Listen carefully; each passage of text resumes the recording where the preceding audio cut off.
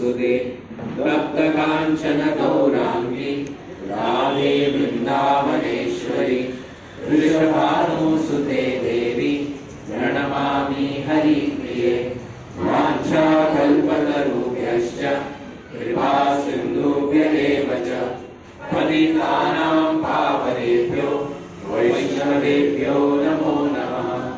नमः ॐ विष्णुपादाय कृष्णप्रेष्ठाय भूतले श्रीमते भक्तिवेदान्त स्वामिनिति नामिने।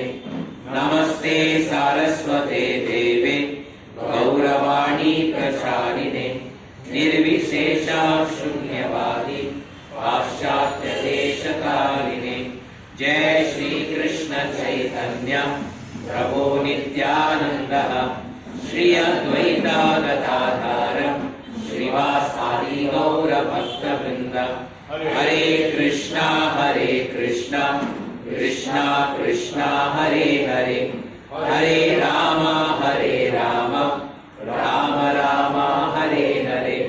हरे कृष्णा कृष्णा कृष्णा हरे हरे हरे राम राम राम हरे हरे।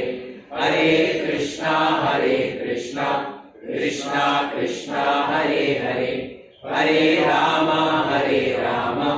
राम राम हरे हरे। हरे कृष्णा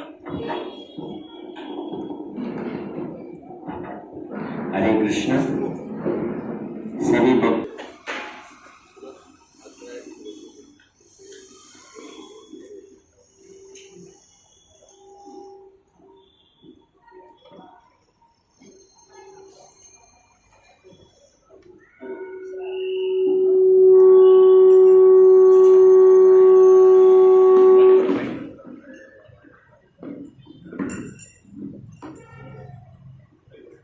हरे कृष्ण। हाँ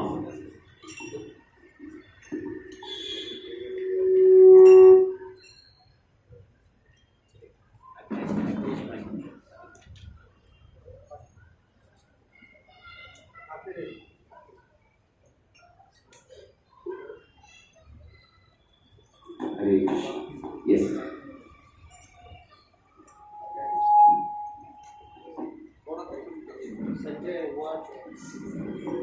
संजय उवाच तं तदा कृपयाविष्टम् अश्रुपूर्णाकुलेक्षणम् विषीदन्तम् इदं वाक्यम् उवाच मधुसूदन। श्रीभगवानुवाच कुतस्त्वाकश्मलम् इदम् विषमे समुपस्थितम् अनार्यदुष्टमस्वर्ग्यम् अकीर्तिकरमर्जुन। क्लैर्यन्मास्मागमापात नैतद्वैरुपपद्यते शूद्रम् हृदय दौर्बल्यम् त्यक्तोत्तिष्ठा परन्तप। अर्जुन उवाच कथम् भीष्मम् अहम् सङ्ख्ये द्रोणम् च मधुसूदन। इषुमि प्रतियोत्स्यामि पूजारावरिसूदनः। गुरुन् हत्वा हि महानुभावान् श्रेयो भोक्तुम् वैश्यमपीह लोके। हत्वा सकामान् सुगुरुम् विहैव भुञ्जीय भोगान् रुधिरप्रदिग्धान्। न चैतविद्मः कदरन्नगर्यो यद्वा जयेम यदि वा न जय्यो। यानेव हत्वा न जिजीविषामस्तेवस्थितः प्रामुखे धार्तराष्ट्रः। कार्पण्यदोषोपहतः स्वभावः गच्छामि त्वां धर्मसम्मूढचेताम्।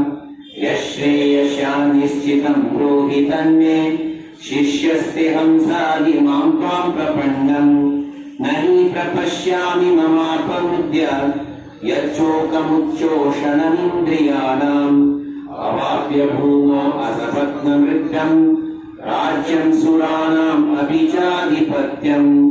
संजय उवाच एवमुक्त्वा ऋषिकेशम् गुडाकेशः परन्तप। न योत्स्यादिति गोविन्दम् उक्त्वा तूष्णीं बभूवः। तम् उवाच ऋषिकेश प्रहसन् इव भारतः सेनयोरुप उभयोर्मध्ये विजीवन्तम् इदं वचः श्रीभगवानुवाच अशोषयाननवशोषस्त्वाम् प्रज्ञाबाधांश्च भाषसे गतासु न गतासूंश्च नानुशोषन्ति पण्डितः न त्वेवाहं भ्रातुनाशम् न त्वं नीमे जनाधिपः न चैवा न भविष्यामः सर्वे वयम् अतः परम् देहिनोऽस्मिन् यथा देहे कौमारं यौवनं जरा तथा देहान्तरप्राप्तिर्धीरस्तत्र न मूयते मात्रस्पर्शस्तु कौन्तेय शीतोष्णसुखदुःखदा आगामपायिनो नित्याः सांस्थितिक्षस्व भारतः यमीना व्यतयन्ते ते पुरुषं पुरुषर्षभः समादुःखसुखं धीरं सोमर्तत्वैव कल्पते नाशतो विद्यते भावो नाभावो विद्यते सतः उभयोरपि दृष्टोऽन्तस्त्वनयोस्तत्त्वदर्शिनि अविनाशी तु तद्विद्धि येन सर्वम् इदं ततम् विनाशम् अव्ययस्यस्य न कश्चित् कर्तुमर्हति अन्तवन्ता इमे देहा नित्यशोक्ता शरीरिणाम् अनाशिनो प्रमेयस्य तस्माद्युध्यस्व भारतः यमेनं वेति हन्तारम् यश्चैनं मन्यते हतम् उभौ तौ न विजानीतो नायं हन्ति न हन्यते न जायते म्रियते वा कदाचित्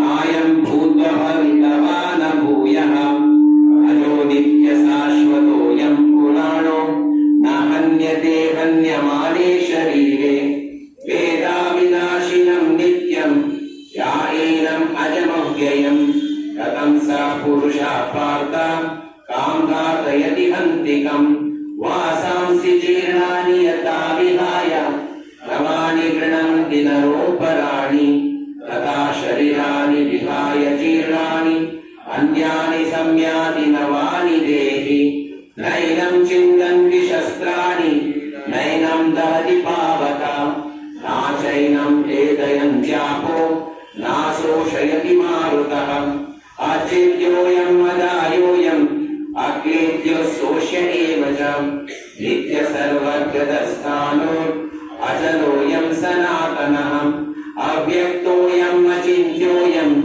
अविकार्योऽयमुच्यते तस्मादेवं विदित्वैनं नानुशोषितुमर्हसि अथचैनं नित्यजातं नित्यं वा मन्यसे मृतं तथापि त्वं महाबाहो नैनं शोषितुमर्हसि जातस्य हि ध्रुवो मृत्युः ध्रुवं जन्मामृतस्य च तस्मात् अपरिहर्येते नात्वं शोषितुमर्हसि अव्यक्तादीनि भूतानि व्यक्तामध्यानि भारतः अव्यक्तानि धनान्येव तत्र का परिदेवना आश्चर्यवत् पश्यति कश्चिदेनम् आश्चर्यवत् वदति तथैव चान्यः आश्चर्यवच्चैनमन्या शृणोति श्रुत्वापि तेन वेद न चैव कश्चित् देहि नित्यम् अवद्योऽयम् देहे सर्वस्य भारतः तस्मात् सर्वाणि भूतानि नात्वं शोषितुमर्हसि धर्ममपि चावेक्ष्य नाविकम्पितुमर्हसि धर्म्याधियुद्धश्रेयोऽन्यात् क्षत्रियस्य न विद्यते यदृच्छया चोपपन्नम् स्वर्गद्वारम् अपावृतम् सुखिना क्षत्रिया पार्थ लभन्ते युद्धमीदृशम् अतः चेत्त्वम् इमम् धर्म्यम् सङ्ग्रामम् न करिष्यसि तथा स्वधर्मम् कीर्तिम् च हित्वा पापम् अवाप्स्यसि अकीर्तिम् चापि भूतानि कथयिष्यन्ति ते व्ययम् सम्भावितस्य चाकीर्तिर्मरणात् अतिरिच्यते भयानरणात् उपरतम् वांशन्ति त्वम् महारथः येषां स्वतम् बहुमतो भूत्वा यास्यसि राघवन् अवाच्यवादंश्च बाहुम् वदिष्यन्ति तवाहिता निन्दन्तस्तव सामर्थ्यम् ततो दुःखाकरम् नु किम् अतो वा प्राप्स्यसि स्वर्गम् जित्वा वा भोक्ष्यसि महिम् तस्मादुत्तिष्ठ कौन्तेय युद्धाय कृतनिश्चयः सुखा दुःखे समे कृत्वा लाभालाभौ जयाजयौ ततो युद्धाय युज्यस्व दैवम् पापम् अवाप्स्यसि एषा ते विहिता सङ्ख्ये बुद्धिर्योगेति मां शृणु बुद्ध्या युक्तो यया पार्थ कर्मबन्धम् प्रहर्ष्यसि नेहाभिक्रमनाशोऽस्ति प्रत्यवायो न विद्यते स्वल्पम् अपि अस्य धर्मस्य त्रायते महतो भयत् व्यावसायात्मिका बुद्धिः एकेह कुरुनन्दनः बहुशाकायनन्तश्च बुद्धयो व्यावसायिनम् यामिमम् पुष्पितम् वाचम् प्रवदन्त्यविपश्चितः वेदवादरता पार्थ नान्यादस्तीति वादिनः कामात्मानस्वर्गपरः जन्मकर्मपदप्रदाम् क्रियाविशेषबहुलम् भोगैश्वर्यगतिम् प्रति भोगैश्वर्यप्रसक्तानाम् तया भर्तचेतसाम् व्यावसायात्मिका बुद्धिः समादरो न विद्यते त्रैगुण्यविषया वेद निस्त्रैगुण्यो भवार्जुनः निर्द्वन्द्वो नित्यसत्त्वस्थो निर्योगक्षेम आत्मवान् यावान् अर्था उदापाने सर्वदा सम्प्लुतोदके तावान् सर्वेषु वेदेषु ब्राह्मणस्याभिचालकः कर्मण्येवाधिकारस्ते मा फलेषु कदाचनः मा कर्मफलहेतुर्भूः मा ते सङ्गोऽस्वकर्मणि योगस्था कुरु कर्माणि सङ्गम् त्यक्त्वा धनञ्जयः सिद्धसिद्ध्यो समो भूत्वा समत्वम् योग उच्यते दुःखेन ह्यवरम् कर्म बुद्धियोगात् धनञ्जय बुद्धो शरणमन्विच्य कृपणा फलहेतवा बुद्धियुक्तो जहातीह उभे सुकृतदुष्कृते तस्माद् योगाय युज्यस्व सुकौशलम् कर्मजाम् बुद्धियुक्ता हि फलम् त्यक्त्वा मनीषिणा जन्मबन्धाभिनिर्मुक्ता पदम् गच्छन्त्यनामयम् यदा ते मोहकलिलम् बुद्धिर्व्यतरिष्यति तदा दन्तासि निर्वेदम् श्रोतव्यस्याश्रुतस्य च श्रुतिविपरिनिबन्धाते यदा चास्यामि निश्चलः समाधौ अचला बुद्धिः तदा योगम् अवाप्स्यसि अर्जुन उवाच स्थितप्रज्ञस्य का भाषा समाधिस्तस्य केशवः स्थितधि किम् प्रभासेत किम् आसीता व्रजेत किम् श्रीभगवानुवाच प्रजापति यदा कामान् सर्वे पार्थामनोगतान् आत्मन्येवात्मना तुष्टा स्थितप्रज्ञस्तदोच्यते दुःखेषु अनुद्विग्नमनः सुखेषु विगतस्प्रियः वीतरागभयक्रोधः स्थितधीर्मुनिरुच्यते या सर्वत्रानविष्णेहस्तत्तत्प्राप्य शुभाशुभम् नाभिनन्दति नाद्वेष्टि तस्य प्रज्ञा प्रतिष्ठितः यदा समहरते चायम् पूर्वोर्नैव सर्वशः इन्द्रियाणीन्द्रियार्थेभ्य तस्य प्रज्ञा प्रतिष्ठितः विषया विनिवर्तन्ते निराहारस्य देहिनः रसोवर्ज्यम् रसोऽप्यस्य फलम् दृष्ट्वा निवर्तते यततो ह्यपि कौन्तेय पुरुषस्य विपश्चितः इन्द्रियाणि प्रमादीनि हरन्ति प्रसवम् मनः सर्वाणि संयम्य युक्त आसीत मत्परः वासयस्य इन्द्रियाणि तस्य प्रज्ञा प्रतिष्ठितः ध्यायतो विषयान् पुंसः सन्नस्तेषूपजायते सङ्गात् सञ्जायते कामः कामात् क्रोधोऽपि जायते क्रोधात् भवति सम्मोहः सम्मोहात् स्मृतिभ्रमः स्मृतिभ्रंशात् बुद्धिनाशो बुद्धिनाशात् प्रणश्यति रागद्वेषाविमुक्तेस्तु विषयानिन्द्रियश्चरान् आत्मवश्ये विधेयात्मा प्रसादम् अधिगच्छति प्रसादे सर्वदुःखानां हानिरस्योपजायते प्रसन्नचेतसो यासो बुद्धिर्पर्यावतिष्ठते नास्ति युक्तस्य भावनाम् नाशा भावयता शान्तिर् अशान्तस्य कुतः सुखम् इन्द्रियाणामीचरतम् यन्मनोनुविधीयते तदस्य हरति प्रज्ञाम् वायुर्नामामिमां वशि तस्मात् यस्य महाबाहो निगृह्णाति सर्वजनम् इन्द्रियाणीन्द्रियार्थेभ्यः तस्य प्रज्ञा प्रतिष्ठितः या निशा सर्वभूतानां तस्यां जागृति संयमी यस्यां जागृति भूतानि सा निशा पश्यतो मुनिः अपूर्यमाणम् अचलप्रतिष्ठम् समुद्रापः प्रविशन्ति यद्वत् तद्वत् कामयम् प्रविशन्ति सर्वे स शान्तिमाप्नोति न कामकामी विहाय कामान्या सर्वान् पुंश्चरति निष्क्रियम् निर्ममो निरहङ्कारो स शान्तिम् अधिगच्छति एषा ब्राह्मी स्थितः पार्थ नैनं प्राप्याभिभूयति स्थित्वास्यमन्तकालेऽपि ब्रह्मनिर्वाणमृच्छति हरे Krishna Krishna Krishna Hare Hare Hare Ram Ram Ram Hare Hare. Thank you very much, Prabhuji. Big round of applause. Thank you so much. Hare Krishna. Yes. Second.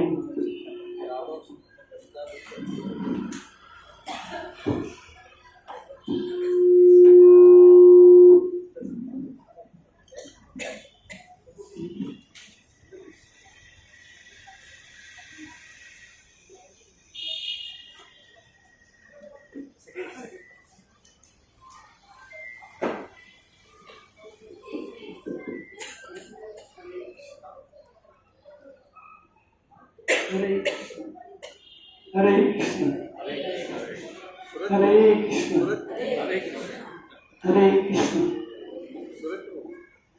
Hare Krishna, हरे कृष्ण। दंडवत भगवान प्रभु जी आचार्य प्रभु जी को दंडवत प्रणाम। दादा जी नामोदर्शक को मेरा प्रणाम। उपस्थित सभी भक्तिगण को मेरा प्रणाम। अभी अध्याय 2 का महात्म्य बता रहा हूँ। अध्याय 2 के पहले एक लाइन 1 मिनट उसमें पहले बता दें। हमने अध्याय 1 में देखा है कि भगवान विष्णु माता लक्ष्मी से कहते हैं कि ये 18 अध्याय का गीता है, ये मेरा ही रूप है। पहले अध्याय मेरे मुखमंडल है, दूसरे 10 अध्याय मेरे भुजाएं है, 1 अध्याय मेरा उदर है और दूसरे 2 अध्याय मेरे कमल चरण कमल है। और ये ऐसे 18 अध्याय से मेरा ही रूप है। इसका एक श्लोक का जो भी प्रतिदिन अभ्यास करेगा या एक श्लोक में तो आधा श्लोक में तो 1 लाइन, फिर भी उसको मुक्ति की प्राप्त होगी। और अध्याय 1 में देखा कि अध्याय 1 का प्रतिदिन अभ्यास करने से सुशर्मा और एक वैश्या और पोपट का कैसे मुक्ति हुई। अभी अध्याय 2 का बताते हैं। भगवान विष्णु माता इसे कहते हैं अध्याय 2 का। दक्षिण दिशा में एक वेदवेत्ता ब्राह्मण का पंढरपुर शहर है। उसमें एक देव शर्मा नामक ब्राह्मण रहता था। वो अतिथियों का सत्कार करता था, वो पूजा पाठ करता था और अतिथियों का तपस्वियों का सदा प्रिय था। अरे उसने उत्तम द्रव्य यूज करके दीर्घ काल तक भगवान की पूजन किया है, लेकिन उसको सदा के लिए शांति मिली थी। जैसे हम लोग बोलते हैं कि परमानेंट पीस ऑफ माइंड, वैसा उसको मिला नहीं। तो वो पूर्ण संकल्प करने वाले तपस्वियों की पूजा करने लगा। तो एक दिन एक तपस्वी उनके घर आता है। उनके पूजा पाठ करने के बाद में देव शर्मा पूछते हैं कि मुझे परमानेंट सदा के लिए शांति कैसे मिलेगी, मेरा आत्मा ध्यान कैसा मिलेगा, ये मिलेगा। तो वो उन्हें कहता है कि मेरा एक मित्र है, मित्रवान, और सोमपुर गांव में रहता है उसका, और वो बकरा का चरवा है। तो वो तुमको बता सकता है कि कैसा ये करेगा। तो ये सूचना छोड़ के कि सोमपुर जाता है वहाँ एक देखता है कि बहुत बड़ा विशाल वन है, वन में एक नदी है, नदी के किनारे एक शिला पर मित्रवान बैठे थे और वहाँ का एकदम शांत वातावरण था। मृग सब शांत रूप से बैठी थी और परस्पर इस द्वेष छोड़ के अभिष जंतु सब एकत्रित थे। तो वो मित्रवान के पास जाता है, उनसे उसको नमस्कार करके पूछता है। मित्रवान को उनको उनका नमस्कार स्वीकार करके करते हैं और वो बताते हैं, पूछता है कि मुझे ब्रह्मानंद एक सदा की शांति के लिए कुछ उपदेश कीजिए, क्या करना है, कैसा करना है। तो वो बताता कि ये वो सोच के वो एक कहानी बताता है, पहले का पूर्व काल का ये बताता है। तो बस कि यहाँ पर मैं जब जंगल में बकरी का चराता था, वो तो एक बाघ को देखा, एक टाइगर सामने आया, बहुत बड़ा टाइगर। तो मुझे मृत्यु से डर लगता था, इसलिए मैं बकरियों को सामने करके यहाँ से चला गया, मृत्यु सामने गई। लेकिन इन सब बकरियों के झुंड में से एक बकरी वो बाघ के सामने गई और खड़ी हो गई सीधी, और बाघ के सामने खड़ा हुआ तो बकरी कुछ नहीं न डरती थी और उसने बकरी से बाघ से पूछा कि मुझे खाओ, आप खाते क्यों नहीं है? मुझे तो ये तो आपको भोजन मिला है। तो बाघ बोलता है कि इस स्थान पर आने से मेरी भी भूख मर गई है, मुझे खाने की कोई इच्छा नहीं हो रही है। और एक विपरीत बकरी भी बोलती कि मैं कैसे निर्भय हो गई हूँ, कभी इतना कभी ये नहीं देखा। तो ये कैसा परिवर्तन हो गया है। बाघ बोलता मुझे भी मालूम नहीं। तो सामने झाड़ पे बंदर बैठे रहते हैं, तो वो बोलते कि हम लोग बंदर को पूछेंगे कि यहाँ ऐसा कैसे परिवर्तन हो गया है, मुझे भूख नहीं लगी है, इनको नींदर हो गई है। तो बंदर बताता है उनको, बंदर बताता है कि इस वन में एक बड़ा मंदिर है, वो मंदिर में ब्रह्मा जी के स्थापित किया हुआ है एक लिंग है, शिवलिंग है। वो शिवलिंग देव शर्मा नामक ब्राह्मण वो पूजा पाठ करता है, उसका एक करता था। तो वो पूजा पाठ तो ब्राह्मण अपने निर्हेतु दृष्टि से पूजा पाठ करता था।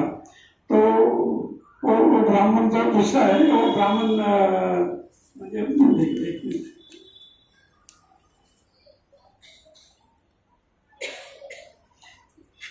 वो केवल तत्वज्ञान की इच्छा से भगवान की शंकर की आराधना करता था।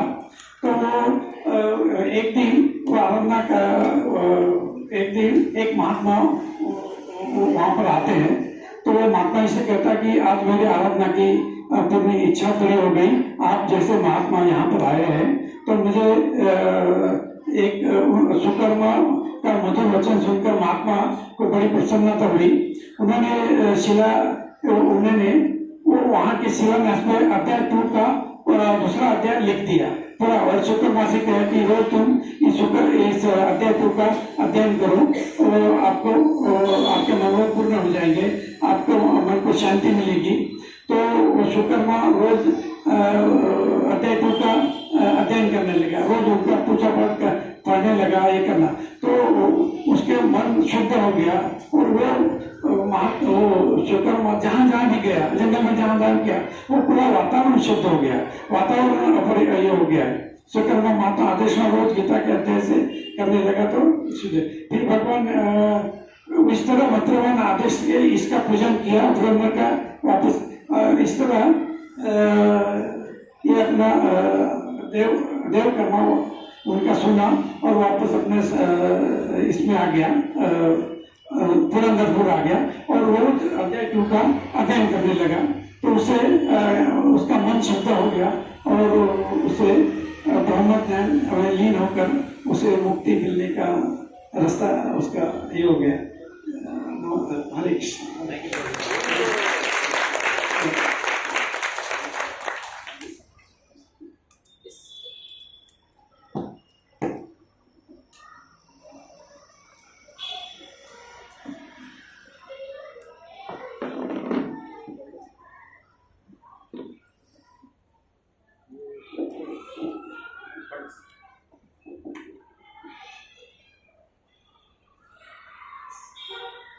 हरे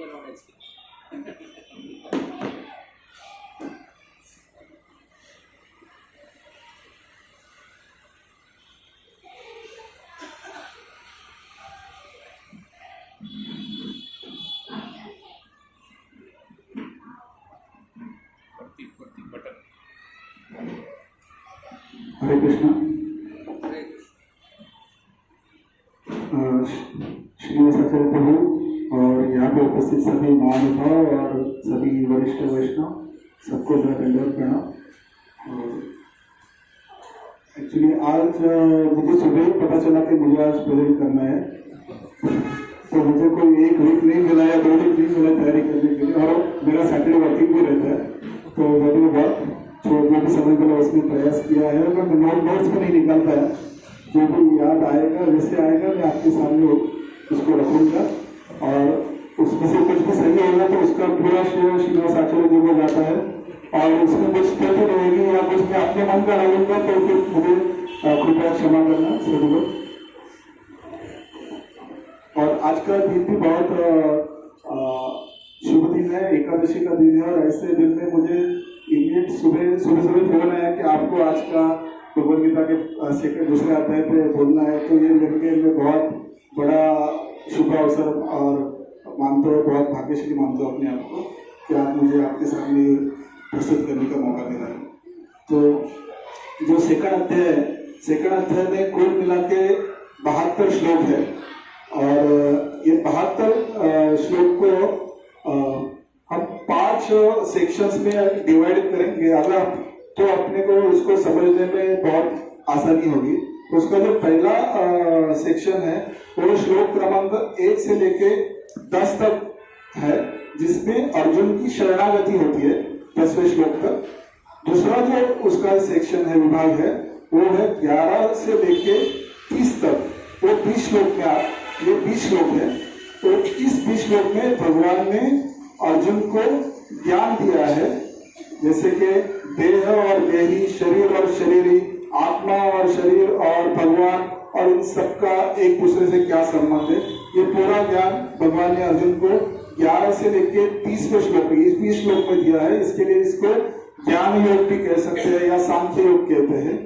श्लोक क्रमांक 31 से लेके 37 तक, ये 7 श्लोकों में भगवान ने अर्जुन को सकाम कर्मयोग के बारे में कहा हुआ है, और 38 से लेके 53वें श्लोक तक भगवान, ये 16 श्लोक है, तो पहले 10, फिर 20, फिर 7, और ये 16 श्लोक, इस 16 श्लोकों में निष्काम कर्मयोग भगवान ने अर्जुन को बताया है। और फिर 54वें श्लोक से लेके 72वें श्लोक तक ये 19 श्लोक होते हैं, और इस 19 श्लोक में स्थित प्रज्ञता के विषय में भगवान ने अर्जुन को बताया कि स्थित प्रज्ञता क्या होती है, स्थित प्रज्ञ व्यक्ति कैसे होता है, और उसका क्या परिणाम होता है। तो ऐसे ये पहले 10, फिर 20, फिर 7, 16 और 19 मिलकर 72 श्लोक का ये अध्याय है। तो अभी हम पहले श्लोक से शुरुआत करते हैं। आपका ज्यादा समय नहीं लूंगा जितना, क्योंकि प्रभु जी ने जो एक्सप्लेन किया वो ये सिर्फ गीता का ये दूसरा अध्याय का फ्लो ही प्रभु जी ने 40-45 मिनट या 1 घंटे तक एक्सप्लेन किया हुआ है। तो उसको मैं संक्षिप्त करूंगा जितना हो सके, और अगले 5 से 7 मिनट में। तो पहले अध्याय में जैसे हमने देखा कि अर्जुन ने बहुत सारे तर्क भगवान के सामने प्रस्तुत किए थे न युद्ध करने के, जैसे कि अर्जुन कहता है सीदंती में लगात्राणी मोखै च परिशिष्यति वे प्रतिष्ठिते वे रोमहर्षस्य जायते गांडीवं सरस्वती हस्तात् प्रत्यय परिदह्यते न शक्नोमि वस्त्रातो प्रवृत्ति मुझे, मतलब मेरा मुख सूखा पड़ा हुआ है, मेरे शरीर कांपने लगा है, वो गांडी उठाने तक का मेरे में ताकत नहीं है। और इससे अर्जुन के आंख पूरे भरे हुए रहते, अश्रुपूर्ण हो जाते हैं, उसका मन पूर्ण दुखी हुआ होता है। और फिर दूसरे अध्याय के दूसरे श्लोक में और तीसरे श्लोक में भगवान अर्जुन को थोड़ी सी समझ देते हैं कड़वे शब्द में। बोलते अर्जुन ये तुम क्या बोल रहे हो, ये ऐसी परिस्थिति में तुमको ये ऐसे अशुभ विचार क्यों तुम्हारे मन में आ रहे हैं, ये नपुंसक जैसी बातें तुम कर रहे हो, और तुम्हारा हृदय इतना कमजोर कैसे हो गया। तो अर्जुन उसका भी स्पष्टीकरण देता है कि ये मेरे सामने जो भीष्म और द्रोण खड़े हुए हैं, ये इनको मैं अपने गुरु समान मानता हूँ। इनके रक्त से लिप्त होकर जो मैं राज्य का मैं भोग कर लूंगा तो उससे अच्छा तो मैं भिक्षा मांगना उससे अच्छा मैं बेहतर समझता हूँ। उसी में अर्जुन कहता है कि कार्पण्य दोष पार्थ स्वभाव पृच्छा नित्यान धर्म सम्मोह चेता श्रेयस श्यामी शतम शिष्य साथी मान को प्रपन्नम के मेरे मुझ में कार्पण्य दोष आया है और ये धर्म क्या है इसके बारे में मैं मोह हूँ और इसमें सही क्या है गलत क्या है, क्या इनसे इनको मारना भी सही है, इनसे इनके हाथों मर जाना सही है, ये भी मैं समझ नहीं सकता है। आप मुझे समझो, मैं आपका शरण आया हूँ, आप मुझे मेरे गुरु बनो और मुझे समझाओ कि मुझे क्या करना चाहिए। तब जाके भगवान थोड़ा सा स्मित हास्य करते हैं और ये 10वें श्लोक तक ऐसे अर्जुन शरणागति लेता है और फिर 11 से भगवान अर्जुन को ज्ञान देना शुरू करते हैं। ज्ञान देते हैं कि जीव क्या है, परमात्मा क्या है, देह क्या है, देही क्या है, शरीर क्या है, शरीर क्या है।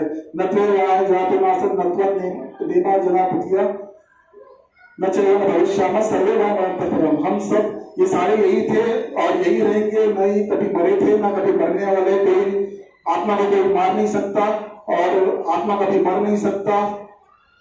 देहिनोस्मिन् यथा देहे कौमारः यौवन जरा तथा देहांतर प्राप्ति धीरस्तत्र मोह्यति। कि आत्मा कौमार्य और प्रौढ़ावस्था और फिर वृद्ध होता है और फिर दूसरे शरीर में स्थानांतर करता है तो वो मर नहीं सकता है, वो अविनाशी है।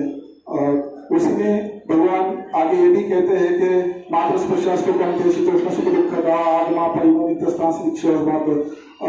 जैसे गर्मी आती है, सर्दी आती है, वैसे सुख आते हैं और जाते हैं तो आत्मा को कुछ नहीं होता है। वासांशी निर्णानी यथा नवानी रमनाथी नवपुराणी तथा शरानी विराजीना मनियानी सयति भवानी देही। कि हम जैसे पुरानी कपड़े उतार के फेंक देते हैं वैसे ही आत्मा पुरानी शरीर से उतार के फेंक देता है और कुछ नहीं होने वाला। नैनन छिन्नति शस्त्राणी नैनन लहति पाव करना जैनन वेदयंता पर शोषयति मार्ग। आत्मा को कोई काट नहीं सकता, मार नहीं सकता, सुखा नहीं सकता। तो ये सारा ज्ञान भगवान अर्जुन को देते हैं कि उसको कुछ तो समझ आए कि युद्ध क्यों करना चाहिए।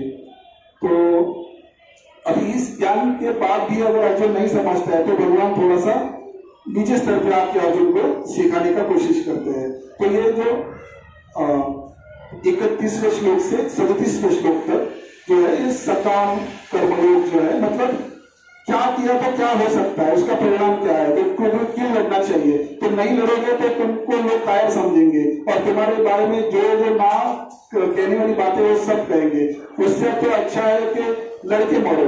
लड़के या तो मर जाओगे तो स्वर्ग मिलेगा या फिर जीत जाओगे तो पूरे पृथ्वी के राजा बनोगे।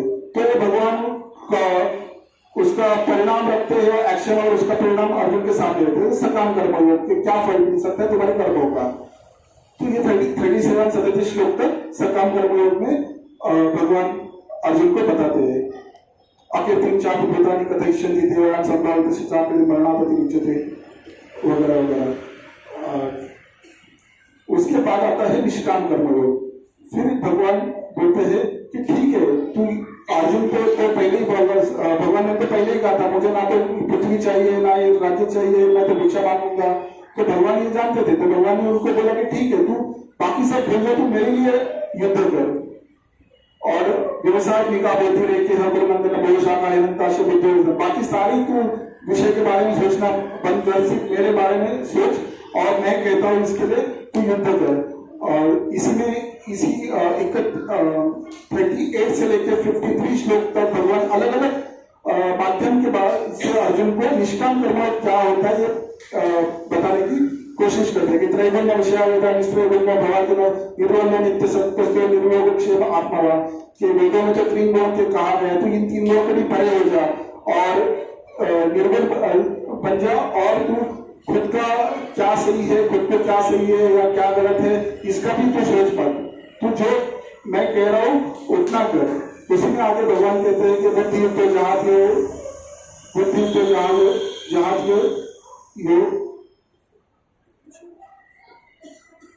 श्रुति में प्रतिपन्ना थे यदा स्थासित निश्चला समाधा वचला बोलती तथा योगम अवाप्स्यति। वेदों में जो अलंकारिक शब्द है उसके भी मोह में तो मत पड़े, वो भी छोड़ दे और चित्तप्रज्ञा हो जाए और तुम्हें किसी भी चीज का तुम्हारे पर कोई परिणाम नहीं होना चाहिए। तो फिर अर्जुन भगवान को बोलते हैं कि ऐसा कोई व्यक्ति है, ऐसा व्यक्ति क्या होता है, कैसा होता है? सीतापत्नी से काम है समाधिस्थ से केशव सीताधिक की प्रभाषा तो किमा सीता रजत की, ये व्यक्ति का लक्षण क्या है, इसका व्यवहार कैसे होता है, ये मुझे समझाओ। तो फिर भगवान उसको समझाते हैं कि सीतापत्नी व्यक्ति कैसा होता है।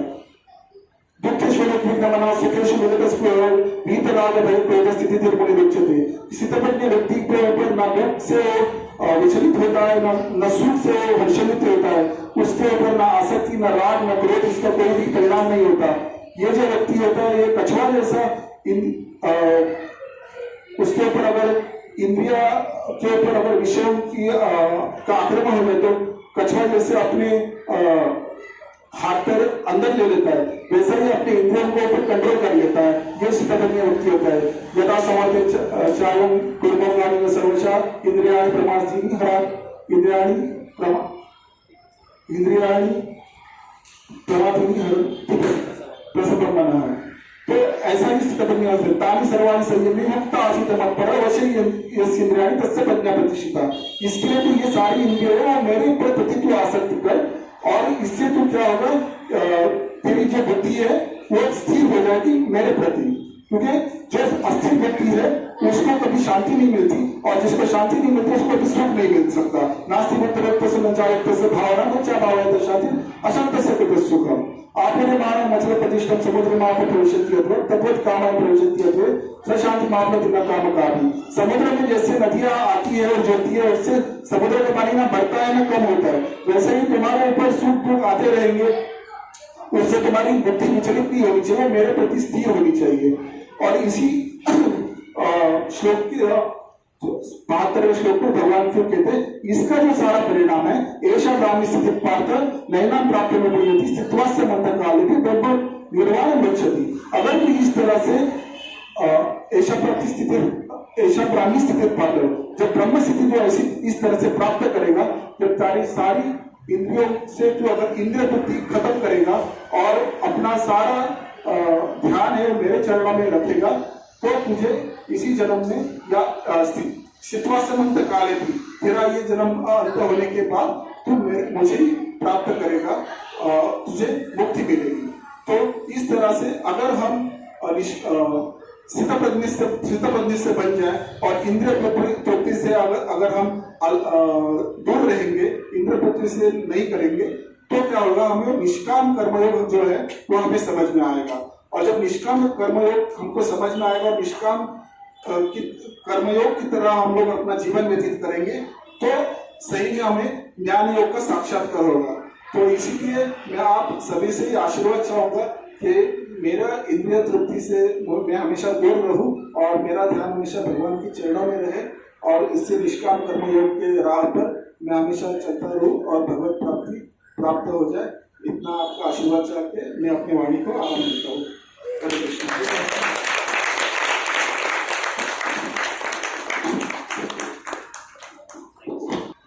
जो अब तक नहीं किया वो हाथ उठाइए। सब लोग ने किया अध्ययन? कौन अब तक अध्ययन नहीं किए? हाँ, कोई किए? शायद मैं आप लोग से एक प्रश्न पूछ रहा हूं। I am asking a question. जो अब तक अध्ययन नहीं किए,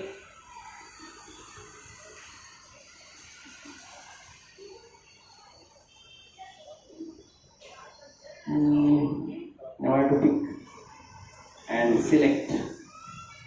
माता जी, आप सेकंड अध्याय का आप बोलिएगा। और महात्म्यम,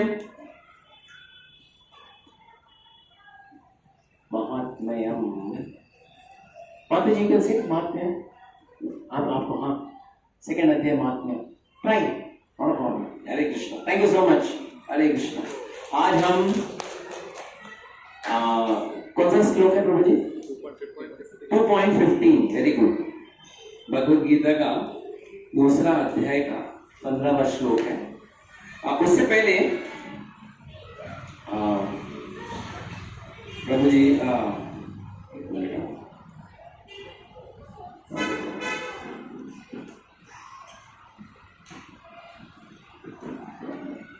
ये इसका 2.14 का एक प्रभु जी सेकेंड लास्ट पैराग्राफ है ना प्रभु जी, वो जगह पढ़ पाएंगे?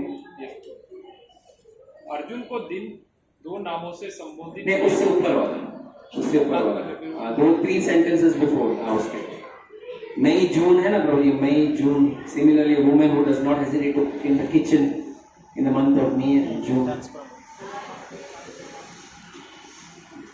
देख लीजिए। हाँ, कर्तव्य निर्वाह करते हुए मनुष्य को सुख तथा दुख के क्षणिक आने जाने को सहन करने का अभ्यास करना चाहिए। वैदिक आदेशानुसार मनुष्य को जनवरी फरवरी के मास में भी प्रातःकाल स्नान करना चाहिए। उस समय अत्यधिक ठंड पड़ती है, किंतु जो धार्मिक नियमों का पालन करने वाला है वह स्नान करने में तनिक भी झिझकाता नहीं। हाँ, वेरी गुड वेरी गुड। देखिए अभी मौसम कैसा है? ठंड शुरू हो गई। अब ये पूरा सब फैन चालू करो अभी यहाँ का, आप लोग कैसा लगेगा? आप लोग फैन नहीं चाहिए? फैन नहीं चाहिए आप लोग को? फैन से कुछ शत्रुता है? क्योंकि माहौल ऐसा है कि अभी फैन की आपको आवश्यकता नहीं पड़ रही है। इसका मतलब ये नहीं कि फैन में कोई कमियां है, लेकिन यही समय अगर गर्मी का समय हो, अगर हम पंखा नहीं लगाए, हाँ, इसलिए शीतोष्ण सुख दुख का, इसलिए हम लोग को सहन करना पड़ता है। जो भी कुछ हो हमें सहन करना पड़ता है, गर्मी हो या सर्दी हो। जैसे एक गृहिणी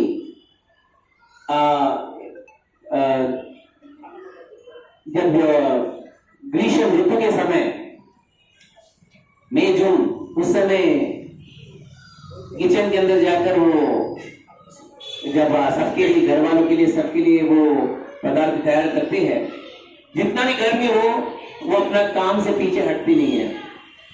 तो उसी तरह यहाँ पे प्रभुपाद बताते हैं हमें ये दुनिया में सुख दुख से झेलना पड़ता है, लेकिन हमारा जो कर्तव्य है उससे हम पीछे नहीं हटना चाहिए। आगे बढ़ते प्रभु, सेम थिंग। यस, हाँ।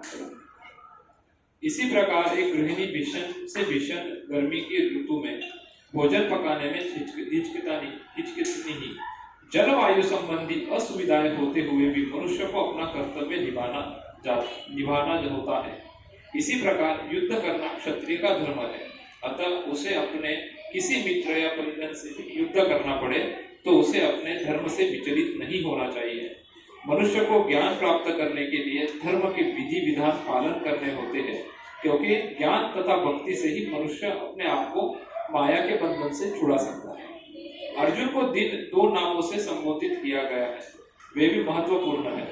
कौन्तेय कहकर संबोधित करने से यह प्रकट होता है कि वह अपनी माता की और मातृकुल से संबंधित है, और भारत कहने से उसके पिता की ओर पितृकुल से संबंध प्रकट होता है। दोनों ओर से उसको महान विरासत प्राप्त है। महान विरासत प्राप्त होने के फलस्वरूप कर्तव्य निर्वाह का उत्तरदायित्व आ पड़ता है, अतः अर्जुन युद्ध से विमुख नहीं हो सकता। हरे कृष्ण। देखिए, हम ये भागवत धर्म का विधि पालन करते हैं। धर्म पालन करने से क्या मिलता है? आप लोग भगवत भक्ति कर रहे हो ना? I am audible? भक्ति करने से क्या प्राप्त होता है? आप लोग कई लोग पूछे होंगे, अरे तुम्ही इतना सकाळी किती वाजता? 4 वाजता इतना लवकर? उसके बाद दूसरा प्रश्न आता है, इतना जल्दी उठने के बाद क्या करते हो? स्नान करते। चलो स्नान, ओके। उसके बाद जाप करने के लिए बैठते। Very good. जाप करने के बाद पूजा करते हो, उसके बाद दिन का कार्यक्रम करते हो, फिर उसके बाद थोड़ा अध्ययन करते, कुछ तो करते। अगर एक बाहर के व्यक्ति के ये अगर आपका एक जीवन शैली मालूम पड़ जाए तो पहला प्रश्न वो पूछता है, इतने करने के बाद आपको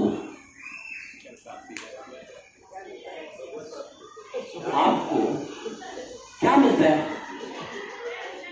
काय मिळालं तुम्हाला? हाँ हमको अच्छा लगता है। शांति मिला? माता जी को शांति मिला। प्रभु जी वो भी 4 बजे उठकर शांति मिल जाता है।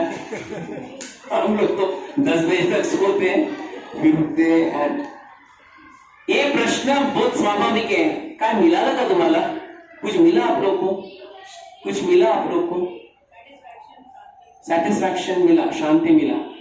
मैं वापस वही प्रश्न पूछता हूं जो लोग हर बार पूछते, कितने साल से कर रहे हो आप? 10 साल से। आप 10 साल से? 10 साल से ज्यादा? अच्छा कितना? 15 साल। Okay, no problem. उससे ज्यादा? उससे ज्यादा? नो वेटरन्स हियर अमंग माता जी?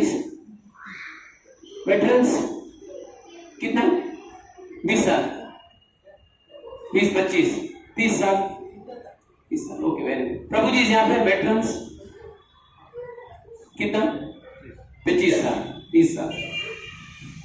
यही 4 बजे उठना, यही नियम, यही 16 माला, यही एवरीथिंग एवरीथिंग एवरीथिंग। मेरा प्रश्न आप लोग से जो इतने साल से कर रहे हो, भगवान का दर्शन हुआ? वेरी गुड, ठीक है। फिर आप बोलते हैं अनर्थ जाना चाहिए, अनर्थ जाना चाहिए। अनर्थ गया? नहीं, मैं आप लोग से पूछ, आप लोग इतना साल से कह रहे हैं अनर्थ गया? नहीं गया? प्रभु जी नहीं। आप लोग फिर भगवान को भोग अर्पण करते हो, ऐसा मैं सुना है। भोग में सपोज आप लड्डू रख दिए, कौन सा अच्छा लड्डू, कौन सा? हाँ? अभी दिवाली में कौन सा था अच्छा बेस्ट? बेसन। सपोज आपने 5 लड्डू भगवान को अर्पण, 2-3 बार आपने नमस्कार किया और 5-10 मिनट के बाद आपने खोला, रखे थे कितना लड्डू? अभी कितना मिला? भगवान ने खाया, खाली 5 का 5 तो वैसे आपको मिल रहा है। चलो प्रभु जी से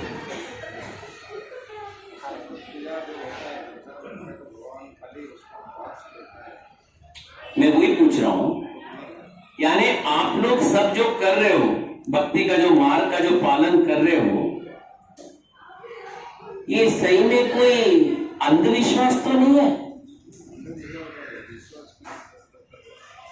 सब लोग गए बोल के मैं तो उनके पीछे गए, फिर आखिर में मालूम पड़ा ये क्या, कहां जाके मैं अटक गई, कहां जाके अटक गया। आपको पता है आप लोगों को कभी कभार रेलवे स्टेशन में एक टिकट लेने के लिए हम सब लोग खड़े होते हैं, सब खड़े हो जाते हैं। खड़े होने के बाद लाइन आगे ही नहीं जाता है, फिर मालूम पड़ता है वो काउंटर ही बंद है, वो भी आधा घंटे के बाद। अरे कोई बोला नहीं, वो आगे वाला बोलता वो अभी आने वाला था इसलिए हम लोग बैठे थे, वो अभी। तो मैं वही पूछ रहा हूँ, हम वही कतार में तो खड़े नहीं है, अभी भगवान मिलेंगे, भगवान मिलेंगे। हाँ, वो गढ़ द्वार देवा, मैं वो पूछ रहा हूँ। इतना आसान नहीं है मालूम है, फिर भी हम श्रद्धा से करते हैं। अरे मैं वही पूछ रहा हूँ माता जी कि देखिए, एक इंद्र तृप्ति करने वाला बाहर, आप यहाँ से बात आप पूछो उससे, इंद्र तृप्ति हुआ? क्या उत्तर देगा? क्या हो गया।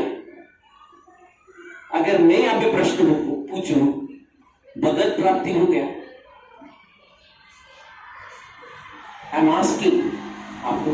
प्रोसेस में, हाँ, प्रोसेस में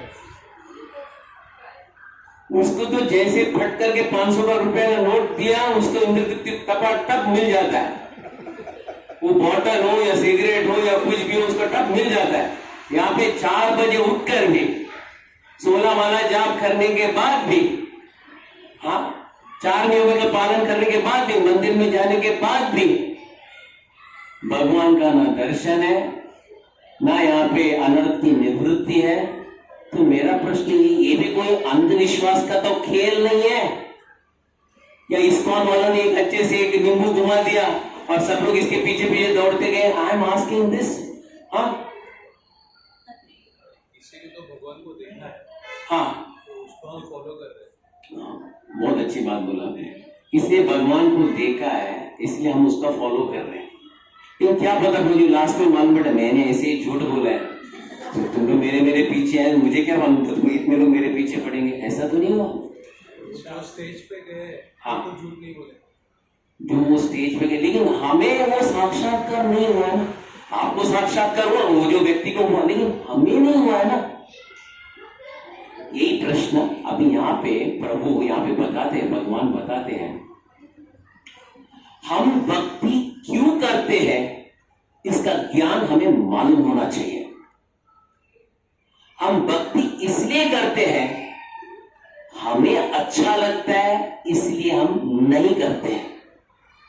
आज हमें अच्छा लगेगा, अगर कल हमें अच्छा नहीं लगा तो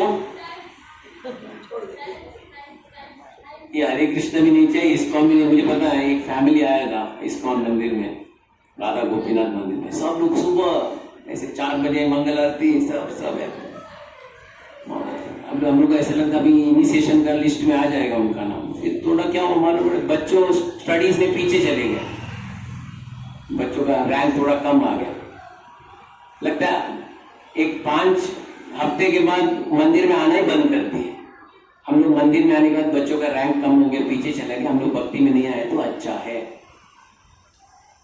हम भक्ति क्यों करते हैं वो हमें मालूम होना चाहिए। हमें अच्छा लगे या ना लगे, हम भक्ति नहीं छोड़ेंगे, क्योंकि ये भगवान को अच्छा लगता है।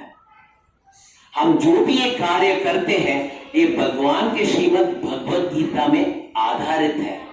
किसी का मन गढ़ंत कोई करते नहीं है। यहाँ पे भगवान जो बोलते उसके अनुसार करने का प्रयास करते हैं, और इसके अनुसार हम करेंगे। याद रखिएगा, कहा जाता है ना भगवान के घर में, ये डायलॉग सबको पता है, भगवान के घर में देर है लेकिन अंधेर नहीं, देर हाँ अंधेरा, लेकिन अंधेर नहीं। ये साक्षात्कार होता है जब हम भक्ति में लगातार रहेंगे, भक्तों के संग में रहेंगे, then we will understand it। Otherwise मुझे अच्छा लगा इसलिए भक्ति में आया, अभी अच्छा नहीं लगता छोड़ के जाएंगे। हाँ, इसलिए कहा जाता है हरे कृष्ण जो आंदोलन है ये गणेश चतुर्थी की तरह समान नहीं है। गणपती बाप्पा मोरया, पुढच्या वर्षी लवकर या, गणपती गेलेले गावाला, चैन पडे ना आम्हाला, चला गणपती बाप्पा मोरया, पुढच्या वर्षी पण लवकर या, आता येऊ नका, लवकर पुढच्या वर्षी। लेकिन हरे कृष्ण, उसके बाद नवरात्रि आता है, शेरों वाली, कितना दिन का, बस 9 दिन, 9 दिन से ज्यादा नहीं, 10वां दिन हम लोग नहीं जाएंगे। लेकिन हरे कृष्ण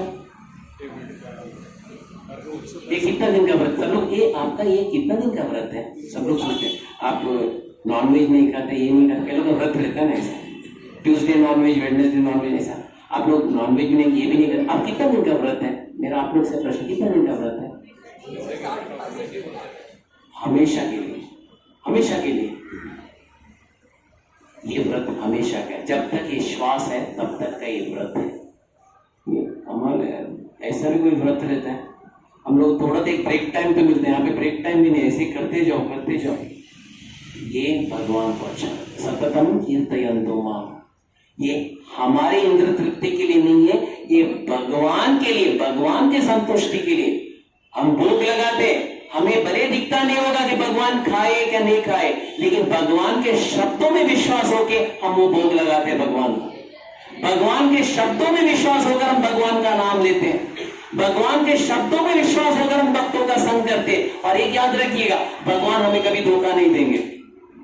और जैसे प्रभु जी ने करेक्ट बताया, ऐसे महान भक्त है जिन्होंने मार्ग बताया, हमें वो मार्ग में आगे बढ़ना चाहिए। We'll go to the next श्लोक प्रभु जी। Yes. 2.15 या यमिना व्यतयन्त्येते पुरुषं पुरुषर्षभ समादुक्ता सुखम धीरम स्वमृतत्वैव कल्पते। हाँ प्रभु जी।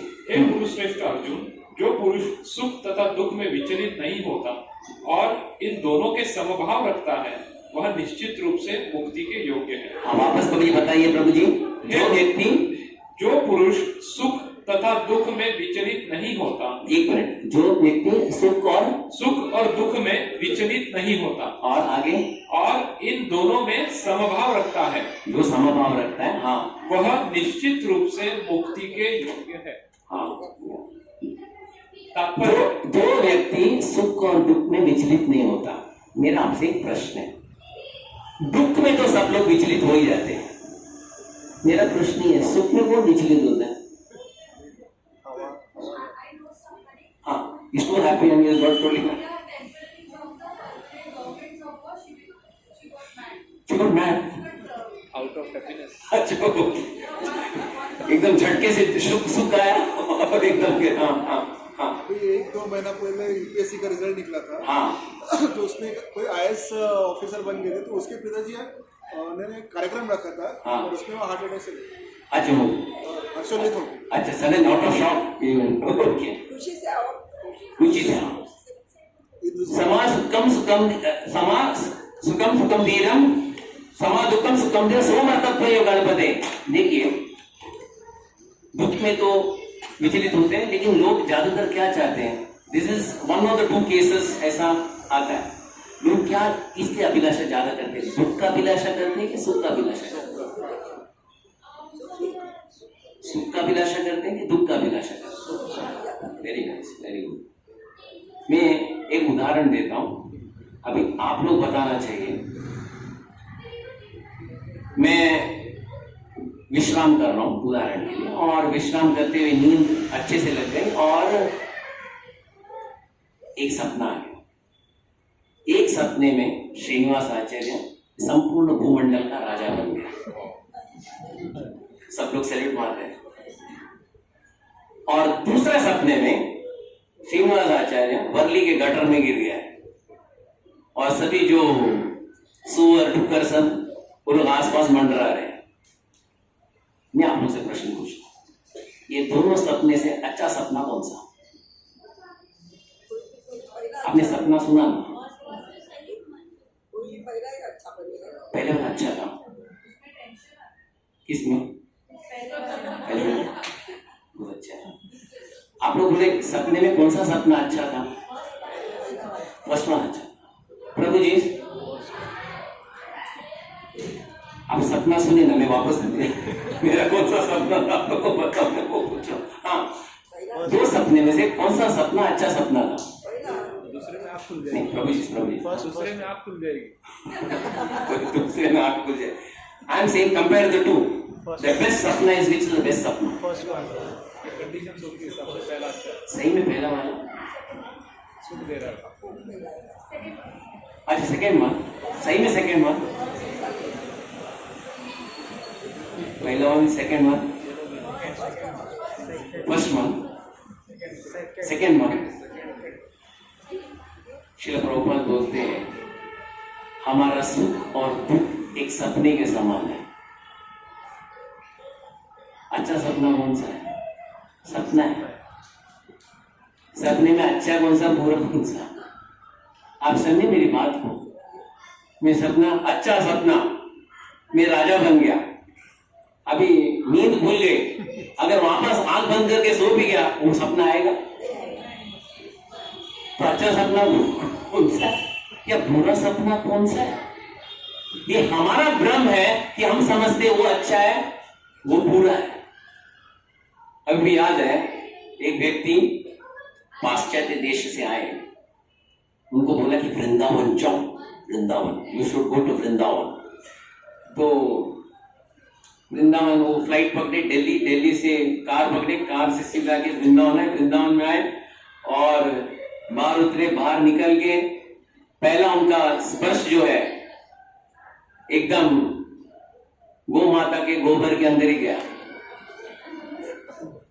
इट वॉज अ फ्रेश गोबर।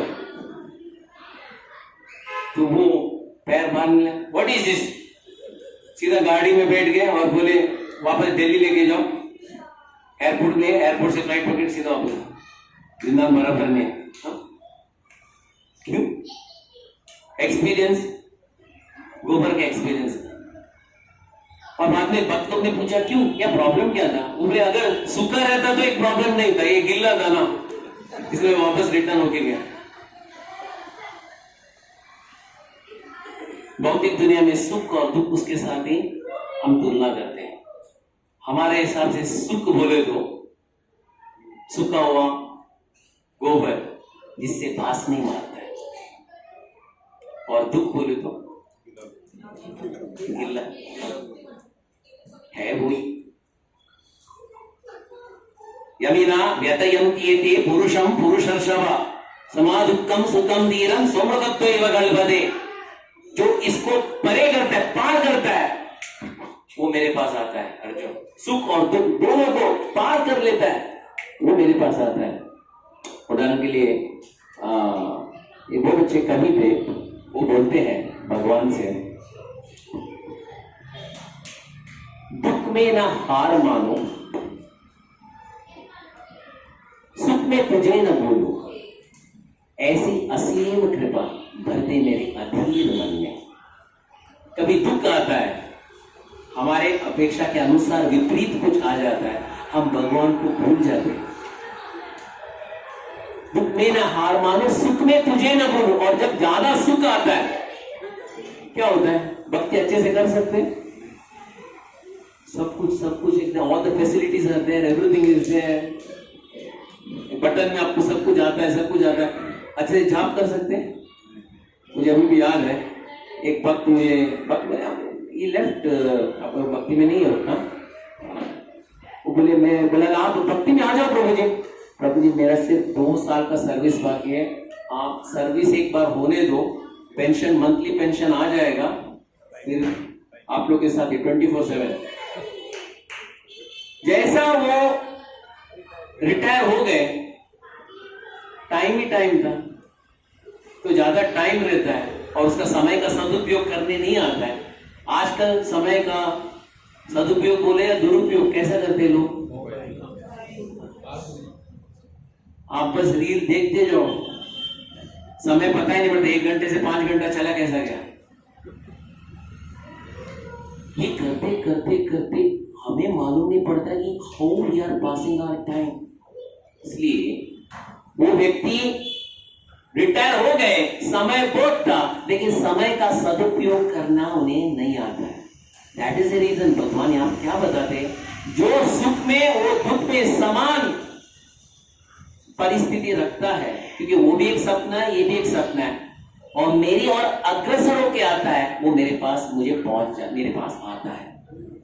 ऐसा हमारा निश्चय होना चाहिए, ऐसा हमारा भक्ति होना चाहिए। यस गुरु जी को जो व्यक्ति आत्म साक्षात्कार की उच्च अवस्था प्राप्त करने के लिए दृढ़ प्रतिज्ञ है और सुख तथा दुख के प्रहरों को समभाव से सह रख सकता है, वह निश्चय ही मुक्ति के योग्य है। वापस पढ़िए प्रभु जी। जो व्यक्ति, जरा सुनिए प्रभु जी, बताइए, सुनिए। हाँ। जो व्यक्ति आत्म साक्षात्कार की उच्च अवस्था प्राप्त करने के लिए दृढ़ प्रतिज्ञ है और सुख तथा दुख के प्रहरों को समभाव से सह सकता है, वह निश्चय ही मुक्ति के योग्य है। इसमें क्या गुण चाहिए मुक्ति की योग्यता के लिए?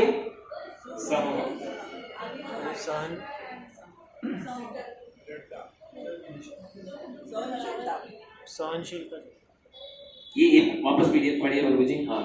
जो व्यक्ति आत्म साक्षात्कार की उच्च अवस्था प्राप्त करने के लिए दृढ़ प्रतिज्ञ है और सुख तथा दुख के प्रहरों को समभाव से सह सकता है, वह निश्चित ही मुक्ति के योग्य है। क्या चाहिए? सुख तथा दुख के प्रहरों को समभाव। क्या गुण क्या चाहिए? दृढ़ प्रतिज्ञा। What is the meaning of दृढ़ प्रतिज्ञा? दृढ़ प्रतिज्ञा, स्ट्रॉन्ग डिटर्मिनेशन। चाहे कुछ भी हो, मैं ये मार्ग कभी छोड़ नहीं सकता। आपको पता है मिलिट्री में, आपको पता है कभी था मिस्टर कसब came and started firing everyone. होता तो 26/11। हाँ, तो भारत के मुंबई पुलिस के पास उतनी सुविधाएं नहीं थी and suddenly the call went यहाँ से शिवराज पाटिल हमारे होम मिनिस्टर, किसको बुलाए? कमांडोस हाँ कमांडोस इलेक्ट कमांडोज को बुलाए, द कमांडोज, भारत के कमांडोज को बुलाए। वो हरियाणा से आए यहाँ पे and they did everything, all the clean up. आपको पता है कमांडो ऐसे ही नहीं बनाए, एक वर्दी पहना और एक पिस्तौल लेके, ऐसे नहीं है। उन लोगों का ट्रेनिंग पता है आपको क्या है? व्हाट इज कमांडो ट्रेनिंग, आप लोगों को पता है? चुन चुन के उनको लेते हैं, ऐसा नहीं सबको एकदम फ्री भर्ती नहीं है। जैसे आप देखते हो ना हमारे माननीय प्रधानमंत्री आगे बढ़ते उनकी साइड में सब लोग निकलते हैं, they are all trained commandos. So वैसे स्पेक्स पहन के यहाँ उनका नजर यहाँ जाते हैं, they are all trained commandos. और उनकी शिस्तता, दृढ़ प्रतिज्ञा के कारण वो लोग पोजीशन में पहुंचे। कभी कभार ऐसा भी रहता है, कमांडो ट्रेनिंग, एक व्यक्ति जो कमांडो ट्रेनिंग लिए थे वो मुझे बता रहे थे कई दिनों तक उनको पानी नहीं दिया जाता है। चलो जंगल पे घूमो, कई दिनों तक जो बरसात के जो जगह है उसके अंदर बिना कोई कोट के अंदर भेज देते, चलो जाओ। कई जगह वहां भेजे जहां पे सिर्फ एकदम जंगली जानवर है और इनके पास कुछ है ही नहीं। ऐसे सब अवस्था में ट्रेनिंग देखकर उन लोग को एकदम परिपक्व बनाते हैं और बीच में पूछते हैं, भैया भाई साहब ट्रेनिंग कंटिन्यू करने का आपको ऑप्शन है, घर भी जा सकते हैं, कंटिन्यू भी कर सकते हैं। यानी निर्णय 100 में से 10 बोलते हैं हाँ हमें कंटिन्यू करना है, उसको कमांडो ट्रेनिंग दिया जाता है। इसके लिए भारत की सेना के लिए ये एक बहुत ही उदाहरण में दिया। हमारा कमांडो ट्रेनिंग से भी बड़ा ट्रेनिंग है, क्योंकि हम किसके साथ लड़ रहे हैं, वो तो कभी समय आया तभी कॉल आया तभी पिस्तौल लेके जाते हैं। हम तो हर बार पिस्तौल लेके खड़ा ही रहना है और माया कहां से भी गोली मार देंगे। तो हमारा ट्रेनिंग कितना बड़ा होना चाहिए, हमारा ट्रेनिंग कितना बड़ा होना चाहिए। हर बार माया बोलती है ए झाला रे, नहीं होगा इसमें, भक्ति आगे, तभी मन विचलित होता है। सही में भक्ति में कुछ नहीं होगा। कई भक्तों के संग में आप लोगों को सुनाई देना शुरू हो जाएगा, ये तेरे इतना सीरियस होने के लिए कौन बोला था? भक्ति में इतना भी सीरियस होते हैं क्या? आपने सुना ऐसा डायलॉग? आपने सुना? माताएं सुने आपने dialogue? Who said you to be so serious in Krishna conscious? ये शादी थोड़ी बनना है। अरे एंजॉय करो, जो खाना है खाओ, जो पिक्चर देखना है देखो, जो पहनना है पहनो, लाइफ एंजॉय करो और समय मिला तो। ये डायलॉग मेरा पहली बार है कि आप लोग पहले भी सुने होंगे? सुने? पागल हो आप लोग। देखो उन लोगों को उदाहरण भी आता है उन लोगों को, वो देखो उसको वो हार्डली एक माला भी करते हैं, आराम से घूमते हैं और महाराज मिलते हैं और उनको हरि बोल भी बोलते हैं, गुरु महाराज।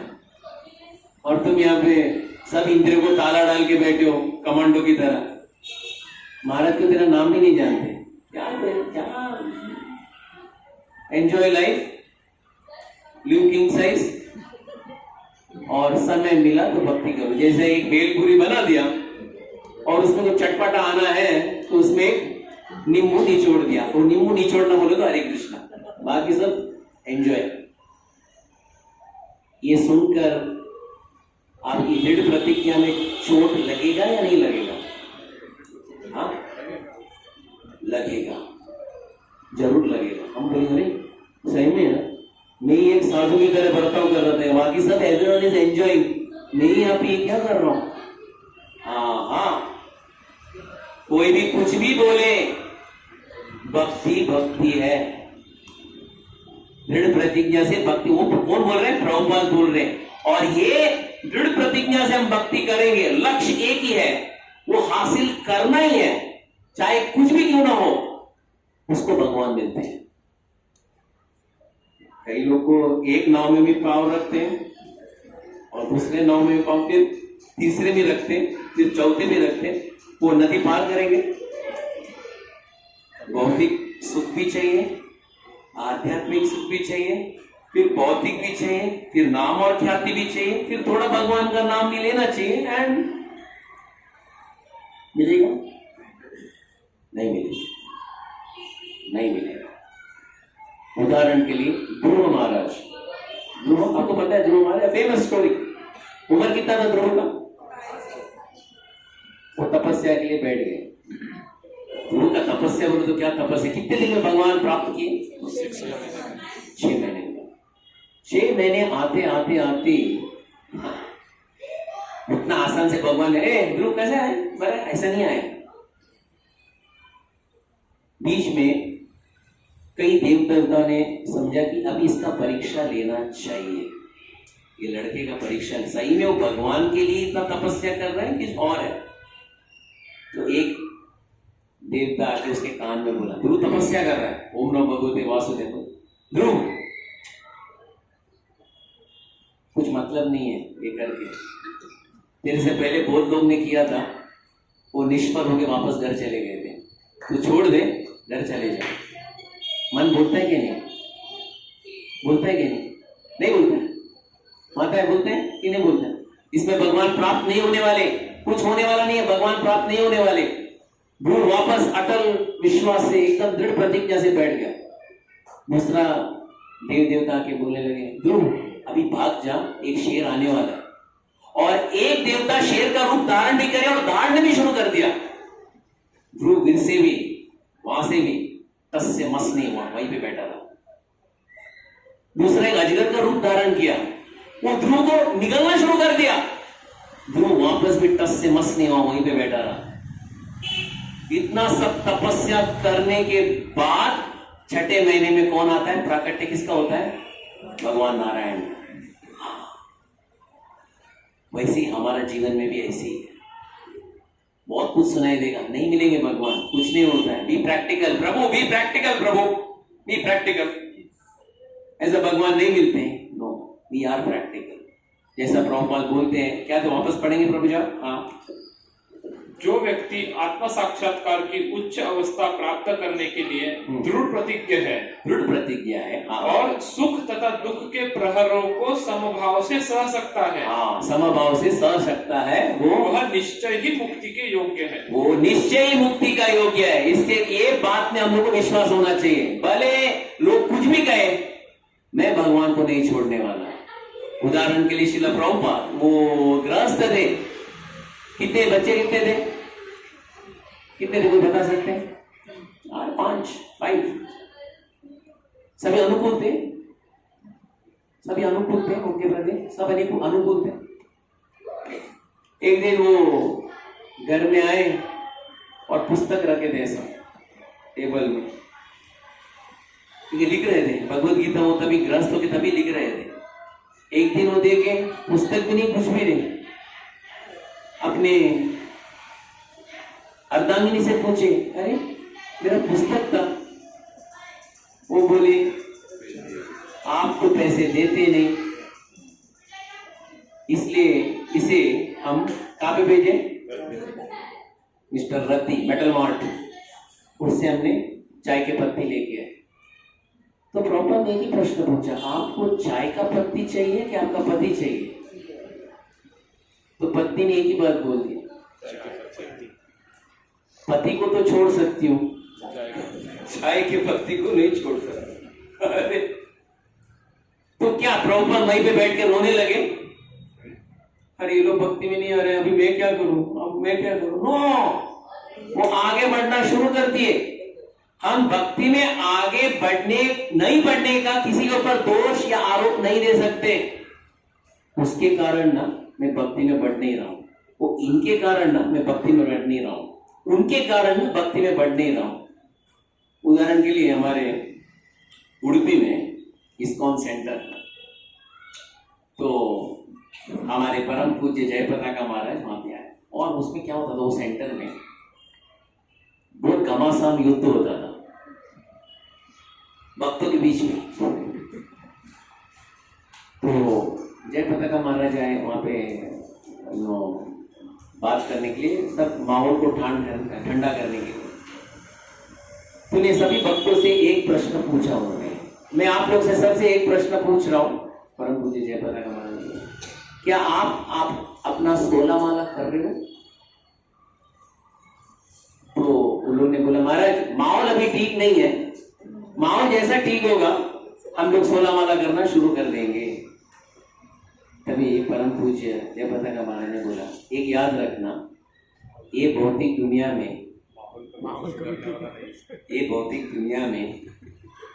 माहौल कभी ठीक नहीं होगा। जो माहौल है उसमें भगवान का नाम लेने का प्रयास करना। Yes Prabhu, will start now. वर्णाश्रम धर्म में चौथी अवस्था अर्थात संन्यास आश्रम कष्ट साध्य अवस्था है, किंतु जो अपने जीवन को सचमुच पूर्ण बनाना चाहता है वह समस्त कठिनाइयों के होते हुए भी संन्यास आश्रम अवश्य ग्रहण करता है। ये कठिनाइयां पारिवारिक संबंध विच्छेद करने तथा पत्नी और संतान से संबंध तोड़ने के कारण उत्पन्न होती है। देखिए, इसका मतलब ये नहीं कि आज का क्लास सुनने के बाद कोई घर न जाए और सीधा यहाँ से संन्यास प्राप्ति के लिए यहाँ से निकल जाए। नहीं, ऐसी बात नहीं है। प्रभुपाद बोलते हैं असली संन्यास बोले तो देखा जाए, सब लोग बोलते हैं घर छोड़ो और जंगल में जाओ, वो संन्यास ना। प्रभुपाद बोलते ऐसे तो जंगल में बंदर भी है, उनका घर भी नहीं है, एक पेड़ से दूसरे पेड़, वो कौन से सन्यासी है? ऐसा सन्यासियों की जरूरत नहीं है।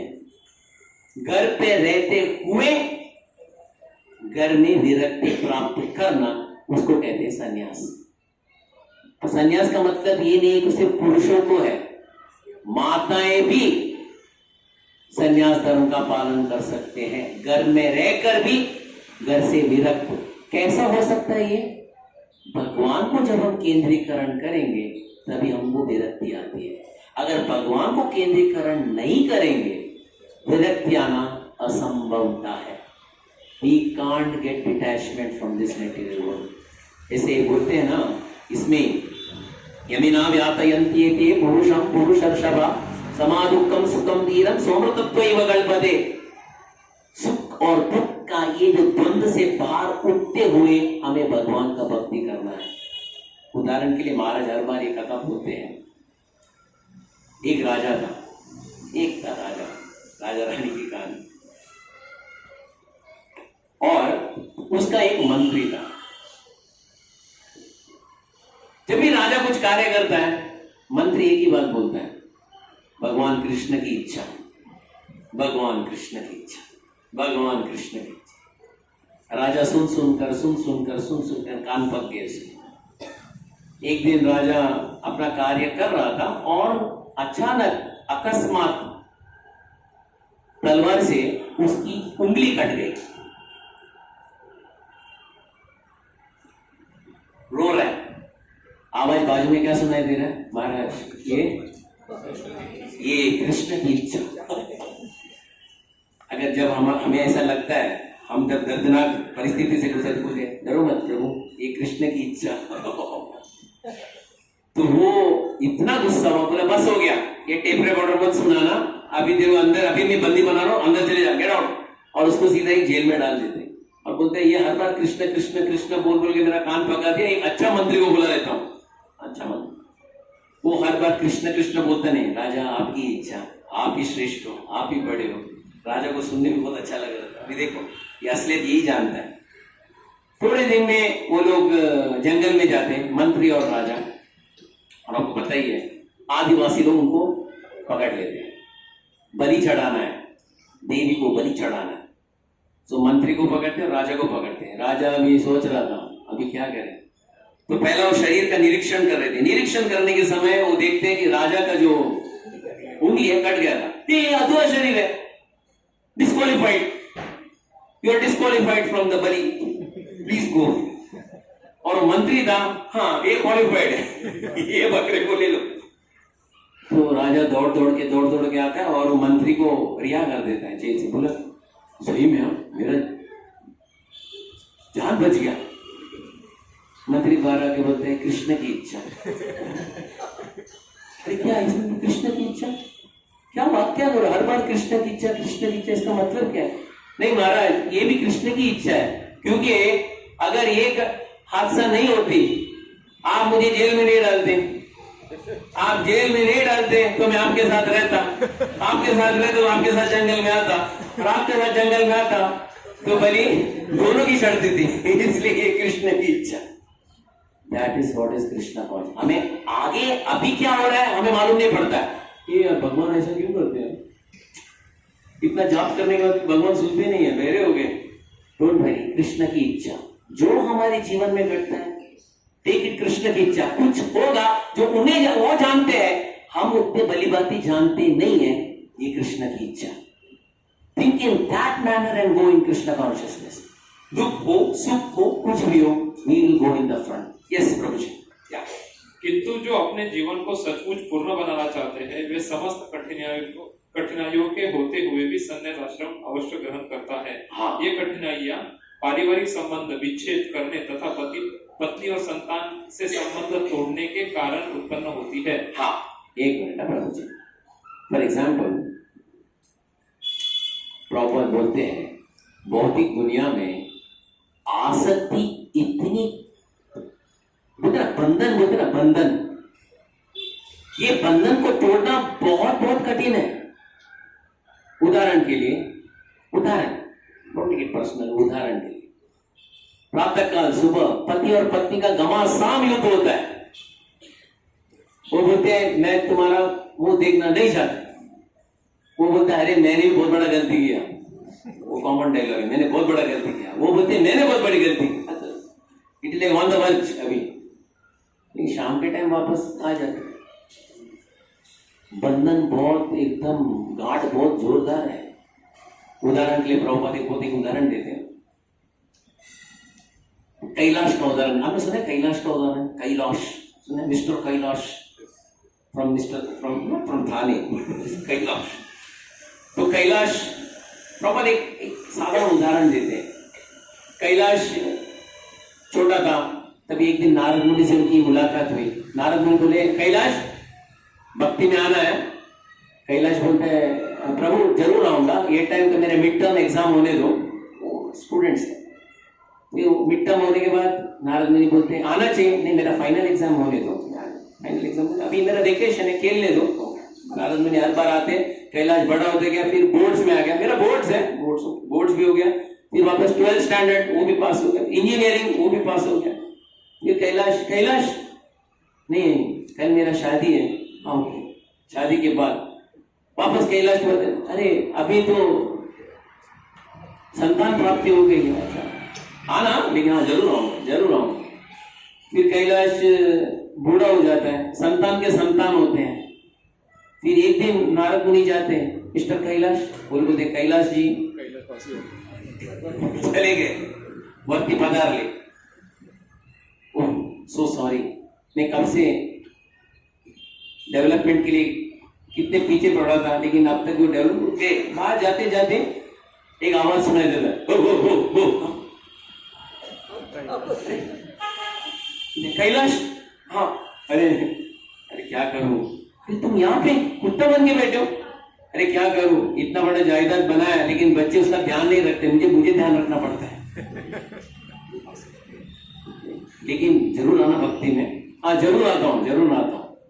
ये थोड़े दिन के बाद वापस नारद मुनि आते हैं, बोले वो बाहर वो मिस्टर ब्रूनो का है डॉगी, नहीं वो तो चल बसे, कितना समय हो गया।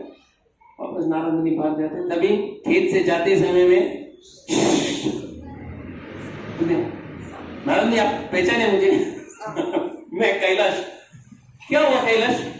नहीं वो क्या घर में वो लोग ताला ही नहीं डालते, इसलिए मुझे घर के आसपास घूमते रहना पड़ता है। जो बाहर के लोग आते हैं अनऑथराइज्ड पर्सन, तो उन्होंने बोर्ड भी नहीं डाला ट्रेसपासर्स आर प्रोसिक्यूटेड, इसलिए मेरे को यहाँ वहाँ घूमना ही पड़ता है। तभी नारद मुनि सोचे बस हो गया, बहुत हो गया। फिर वो लोगों को बोलते देखो वहां पे एक सांप है, पकड़ के मार दो।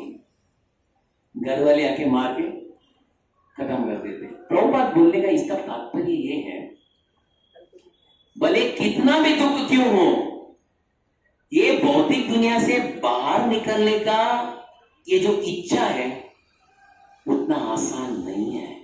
भक्तों के संग से ही होता है और भगवत नाम से होता है, otherwise it is very difficult. Prabhupada यहाँ पे सन्यास के बारे में उल्लेख कर रहे हैं और वो बोल रहे हैं कभी कभार हम सोचते हैं अगर मैं घर पे नहीं रहूंगा ना, अगर मैं घर पे नहीं रहूंगा ना, आम आदमी ऐसे सोचता है, इन लोगों का कौन पालन करेगा?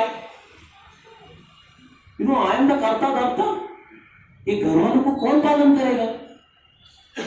प्रभुपाद बोलते हैं मेरे जीवन में ही ऐसा ही घटना घटी थी। प्रभुपाद खुद बोलते हैं मैं जब घर छोड़ के संन्यास आश्रम ग्रहण किया, उस समय एक हृदय में एक बोलते ना एक डर था।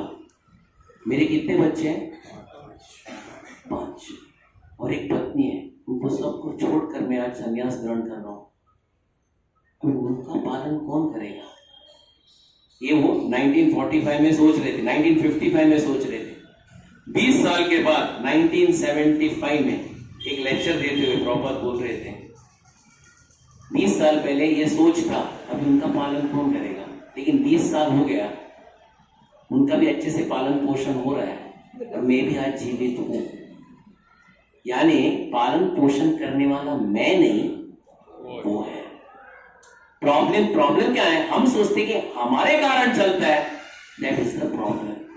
ये बंधन से बाहर निकलो, और ये बंधन से बाहर निकलने का एक ही तरीका है भगवत नाम। भगवत नाम जब लेंगे तभी we are not the doer, Krishna is the doer.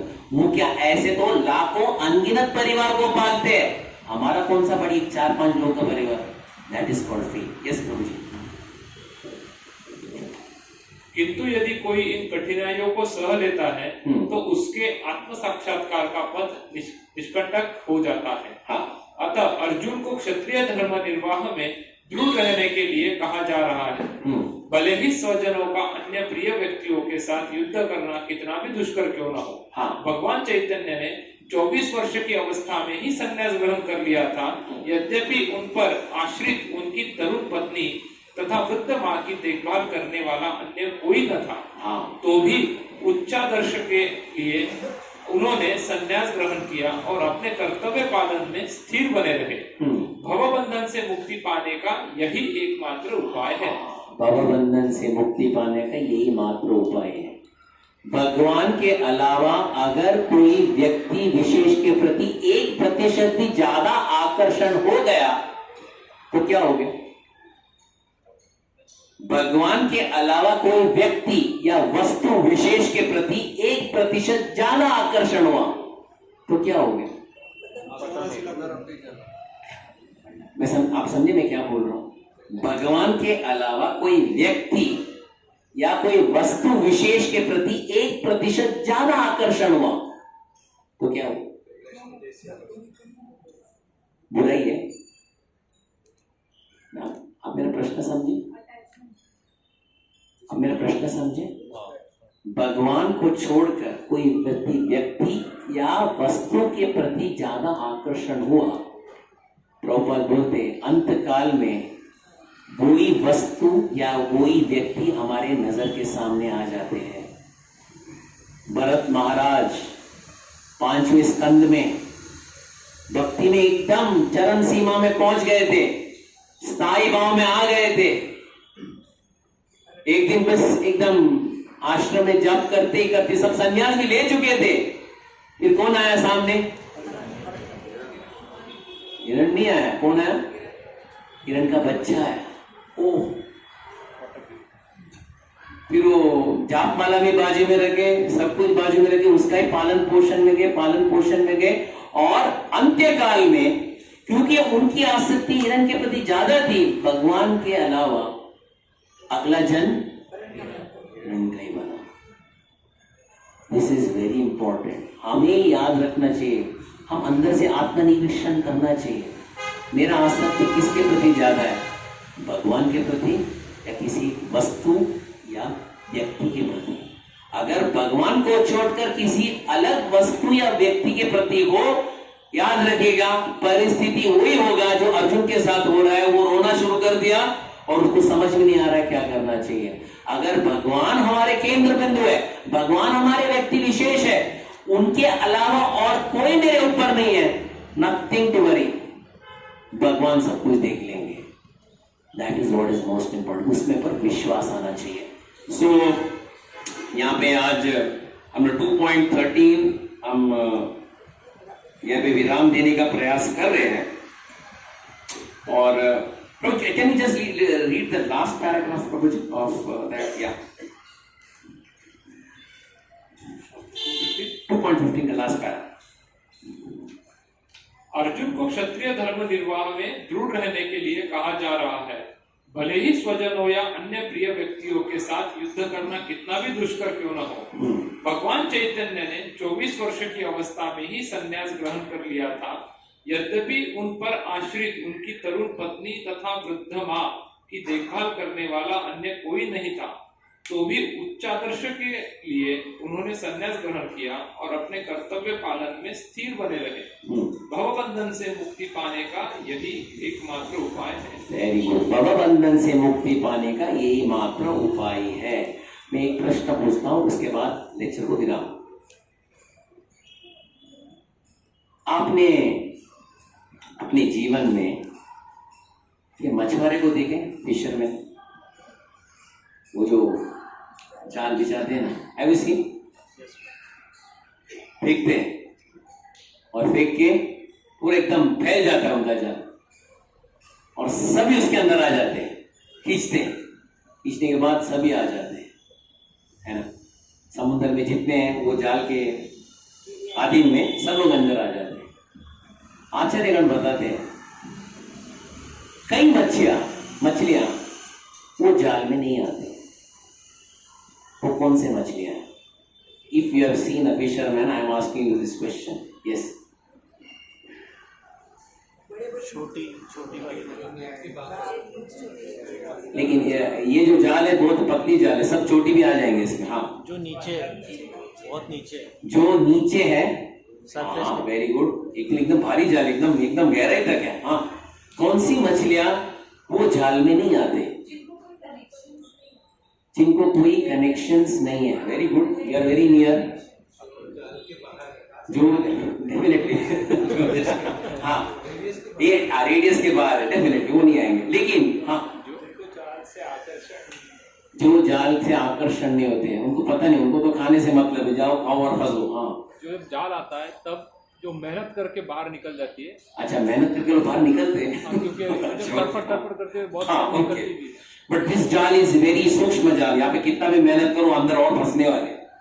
कौन से मछलियां ये जाल में नहीं गिरती है? आचार्य बताते हैं। मछुआर ने जाल फेंका और पकड़ लिया और खींच रहा है, सभी मच्छियां उसमें आ गए। जो मच्छियां मछुआरे के पैर के तले मंडरा रही है वो उसके जाल में नहीं आती। आप समझे मेरी बात को? भगवान ने माया का जाल बिछाया। ये माया के जाल से कौन बचता है? हाँ? जो भगवान के चरण कमल का आश्रय लिया है, भगवान का नाम लिया है, वो उनके पैर के तले वहीं पे मंडराते रहते हैं। वो मछुआरे के जाल में नहीं फंसते। हमें ऐसे मछलियां बनना है जो माया के जाल में ना फंसते हुए भगवान के चरणारविंद का आश्रय लेते हुए ये भवबंधन से हम बाहर निकले। बहुत बहुत धन्यवाद। Thank you very much. Hare Krishna. And any question on this regard? 2-3 questions, that's all. Yes, sir. हरे कृष्णा भाई जी। Yeah. बहुत अच्छा क्लास।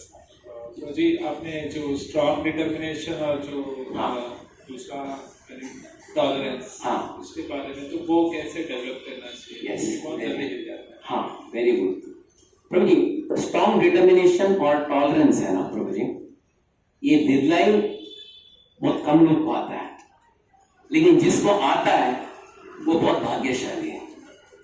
क्योंकि ये भक्ति के मार्ग में आपको दृढ़ संकल्प और दृढ़ निश्चय से कार्य करना है। क्योंकि आपके सामने कुछ दिखाई नहीं दे रहा है, आपके सामने भगवान भी नहीं दिखाई दे रहे, आपके सामने एकदम अंधकार है। आप सिर्फ भगवान के वाणी के माध्यम से आप ये मार्ग में आगे बढ़ रहे हो। So you need a strong determination. भले आसपास के लोग हिल के गिर भी जाए, आपका लक्ष्य एकदम पक्का करके आप आगे बढ़ रहे हो, अग्रसर हो रहे हो। And that comes only, proper बोलते by chanting the holy name.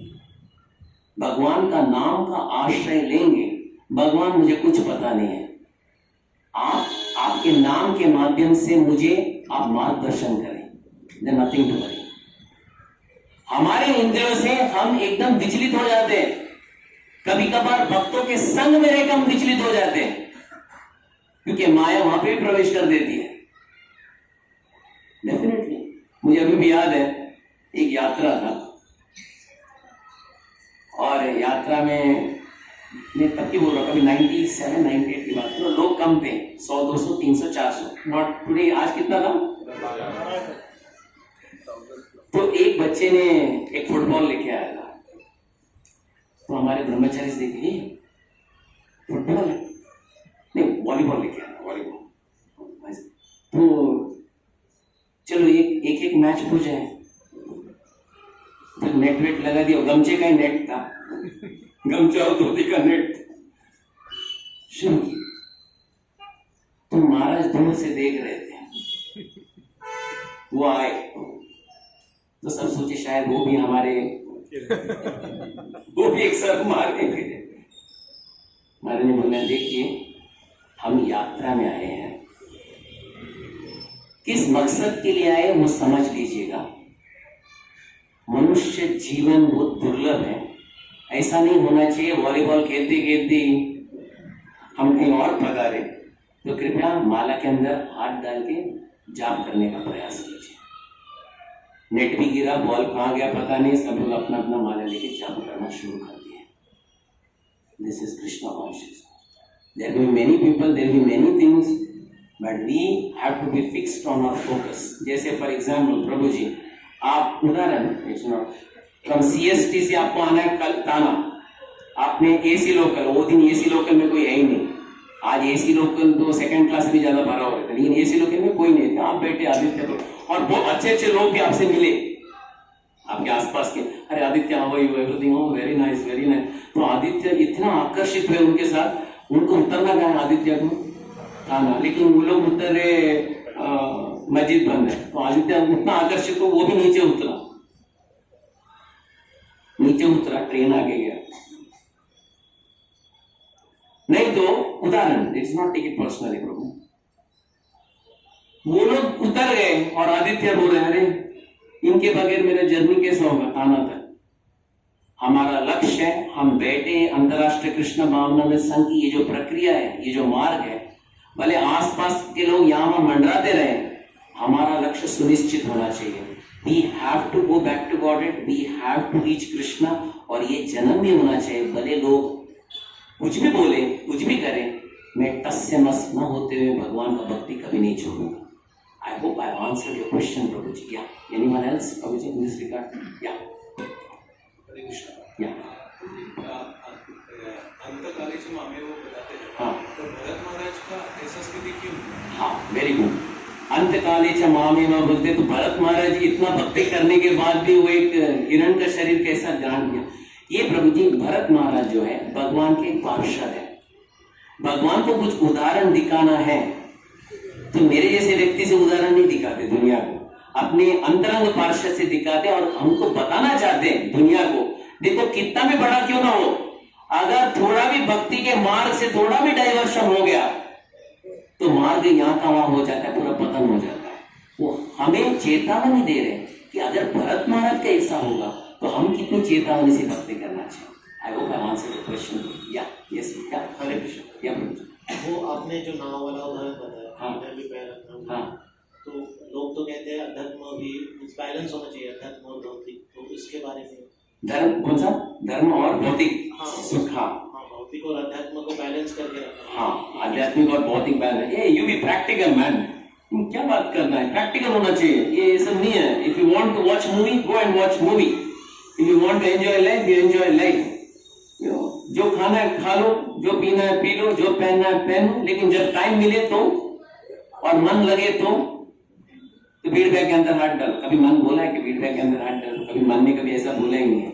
मन अगर लगे तो फीडबैक के अंदर हाथ डालो, ऐसा कभी दिन आया है? लोग कितना भी बहाने बनाए, be practical, be like this, be like that, be like this, be like that, हमें मालूम होना चाहिए यहाँ पे समय कम है। किसी भी समय किसी का भी कुछ भी हो सकता है, देर अंत कभी भी हो सकता है, उसका कोई गारंटी है? तो हमें मालूम होना चाहिए। जैसे फॉर एग्जाम्पल एक पढ़ाई के छात्र बहुत लोग रहते हैं। आप अभी फॉर एग्जाम्पल आप प्रभु जी कौन से स्कूल में जाते थे? उदाहरण के लिए, हाँ, गोल्डन किड्स कितने छात्र कितने थे एक इसमें? बहुत सारे। उदाहरण के लिए क्लास में कितने थे? 5 पूरा स्कूल में क्लास में 61। उसमें फर्स्ट किसका नंबर आता था? एक ही का आता था ना। सब लोग गए स्कूल में पढ़ाई करने के लिए, लेकिन नंबर 1 कौन आ रहा है? एक ही आ रहा है। उसी तरह सब लोग आध्यात्मिक मंदिर के अंदर घुसे हैं सब लोग, लेकिन उत्तीर्ण कौन होगा? जो प्रामाणिक ढंग से, दृढ़ता से, विश्वास से कार्य करेगा और यामा नहीं देखेगा, वो उत्तीर्ण होगा। I hope I got an answer to the question. Thank you. Anyone else? Mataji, anyone? No one? Thank you so much. Hare Krishna. बहुत बहुत धन्यवाद for your time and attention. Yes.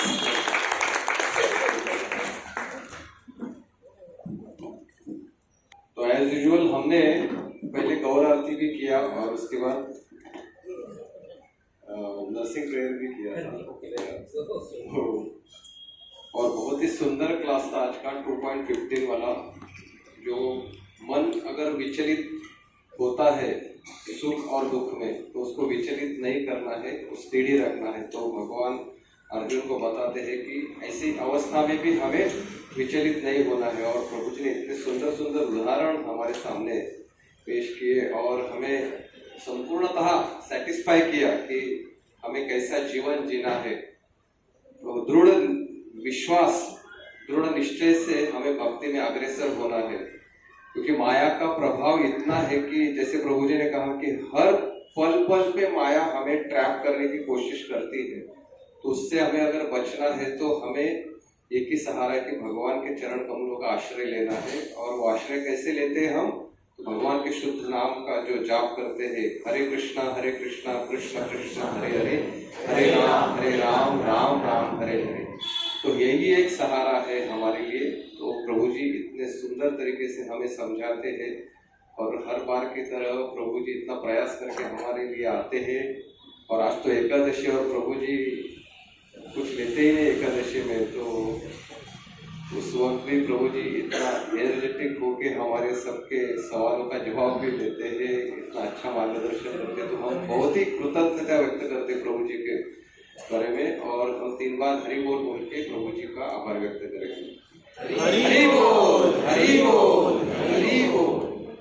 तो आज एकादशी है और एकादशी का प्रसाद सबके लिए सर्व किया जाएगा। तो आज का जो मुख्य प्रसाद है जो स्पॉन्सर किया है, लेकिन वो भक्त इच्छा नहीं है उसकी कि उनका नाम बताया जाए, तो हम वो भक्त के लिए आभार व्यक्त करेंगे और 3 बार हरि बोल बोल के उनके लिए प्रार्थना करेंगे। हरि बोल हरि बोल हरि बोल। और भी एक सूचना है कि जैसे हर साल की तरह हम बुक डिस्ट्रीब्यूशन मैराथन करते हैं दिसंबर में, क्योंकि गीता जयंती दिसंबर महीने में आती है, तो हम भगवत गीता वितरण करते हैं और वो हम डिस्काउंट रेट में करते हैं। भगवत गीता ही नहीं तो बाकी सभी ग्रंथ, चैतन्य चरितामृत, श्रीमद् भागवतम, ऐसे अन्य ग्रंथ भी है, वो भी हम डिस्काउंट ऑफर में वितरित करते हैं। तो वो बुक डिस्ट्रीब्यूशन मैराथन आज से चालू हो रहा है 15 तारीख से, और वो फर्स्ट वीक ऑफ जनवरी तक चलेगा। तो हमारा लक्ष्य है कि लास्ट ईयर जैसे महाराज ने इच्छा प्रकट की थी कि परम पूज्य गोपाल कृष्ण गोस्वामी महाराज जो बुक डिस्ट्रीब्यूशन के महान अग्रसर नेता तो हुए हैं, तो उनको ये समर्पित करना था।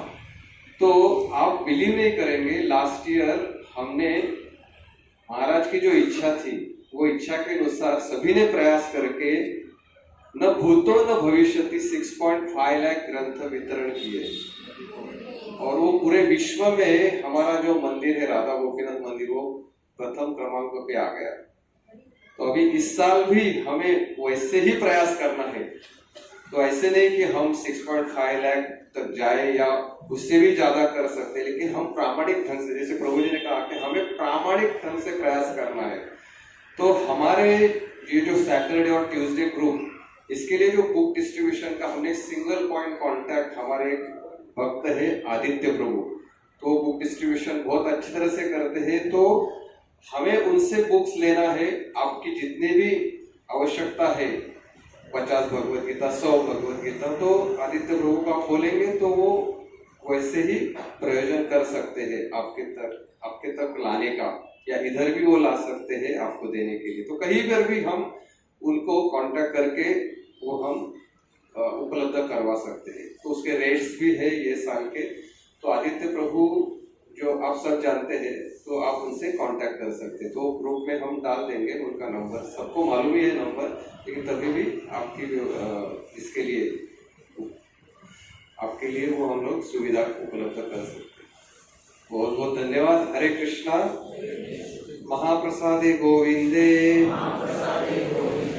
नमो ब्राह्मणी वैष्णवे, स्वल्प पुण्यव्रतं राजन्, विश्वासो नैव जायते। हरे कृष्णा कृष्णा कृष्णा हरे हरे, हरे राम राम राम हरे हरे। भगवत महाप्रसाद की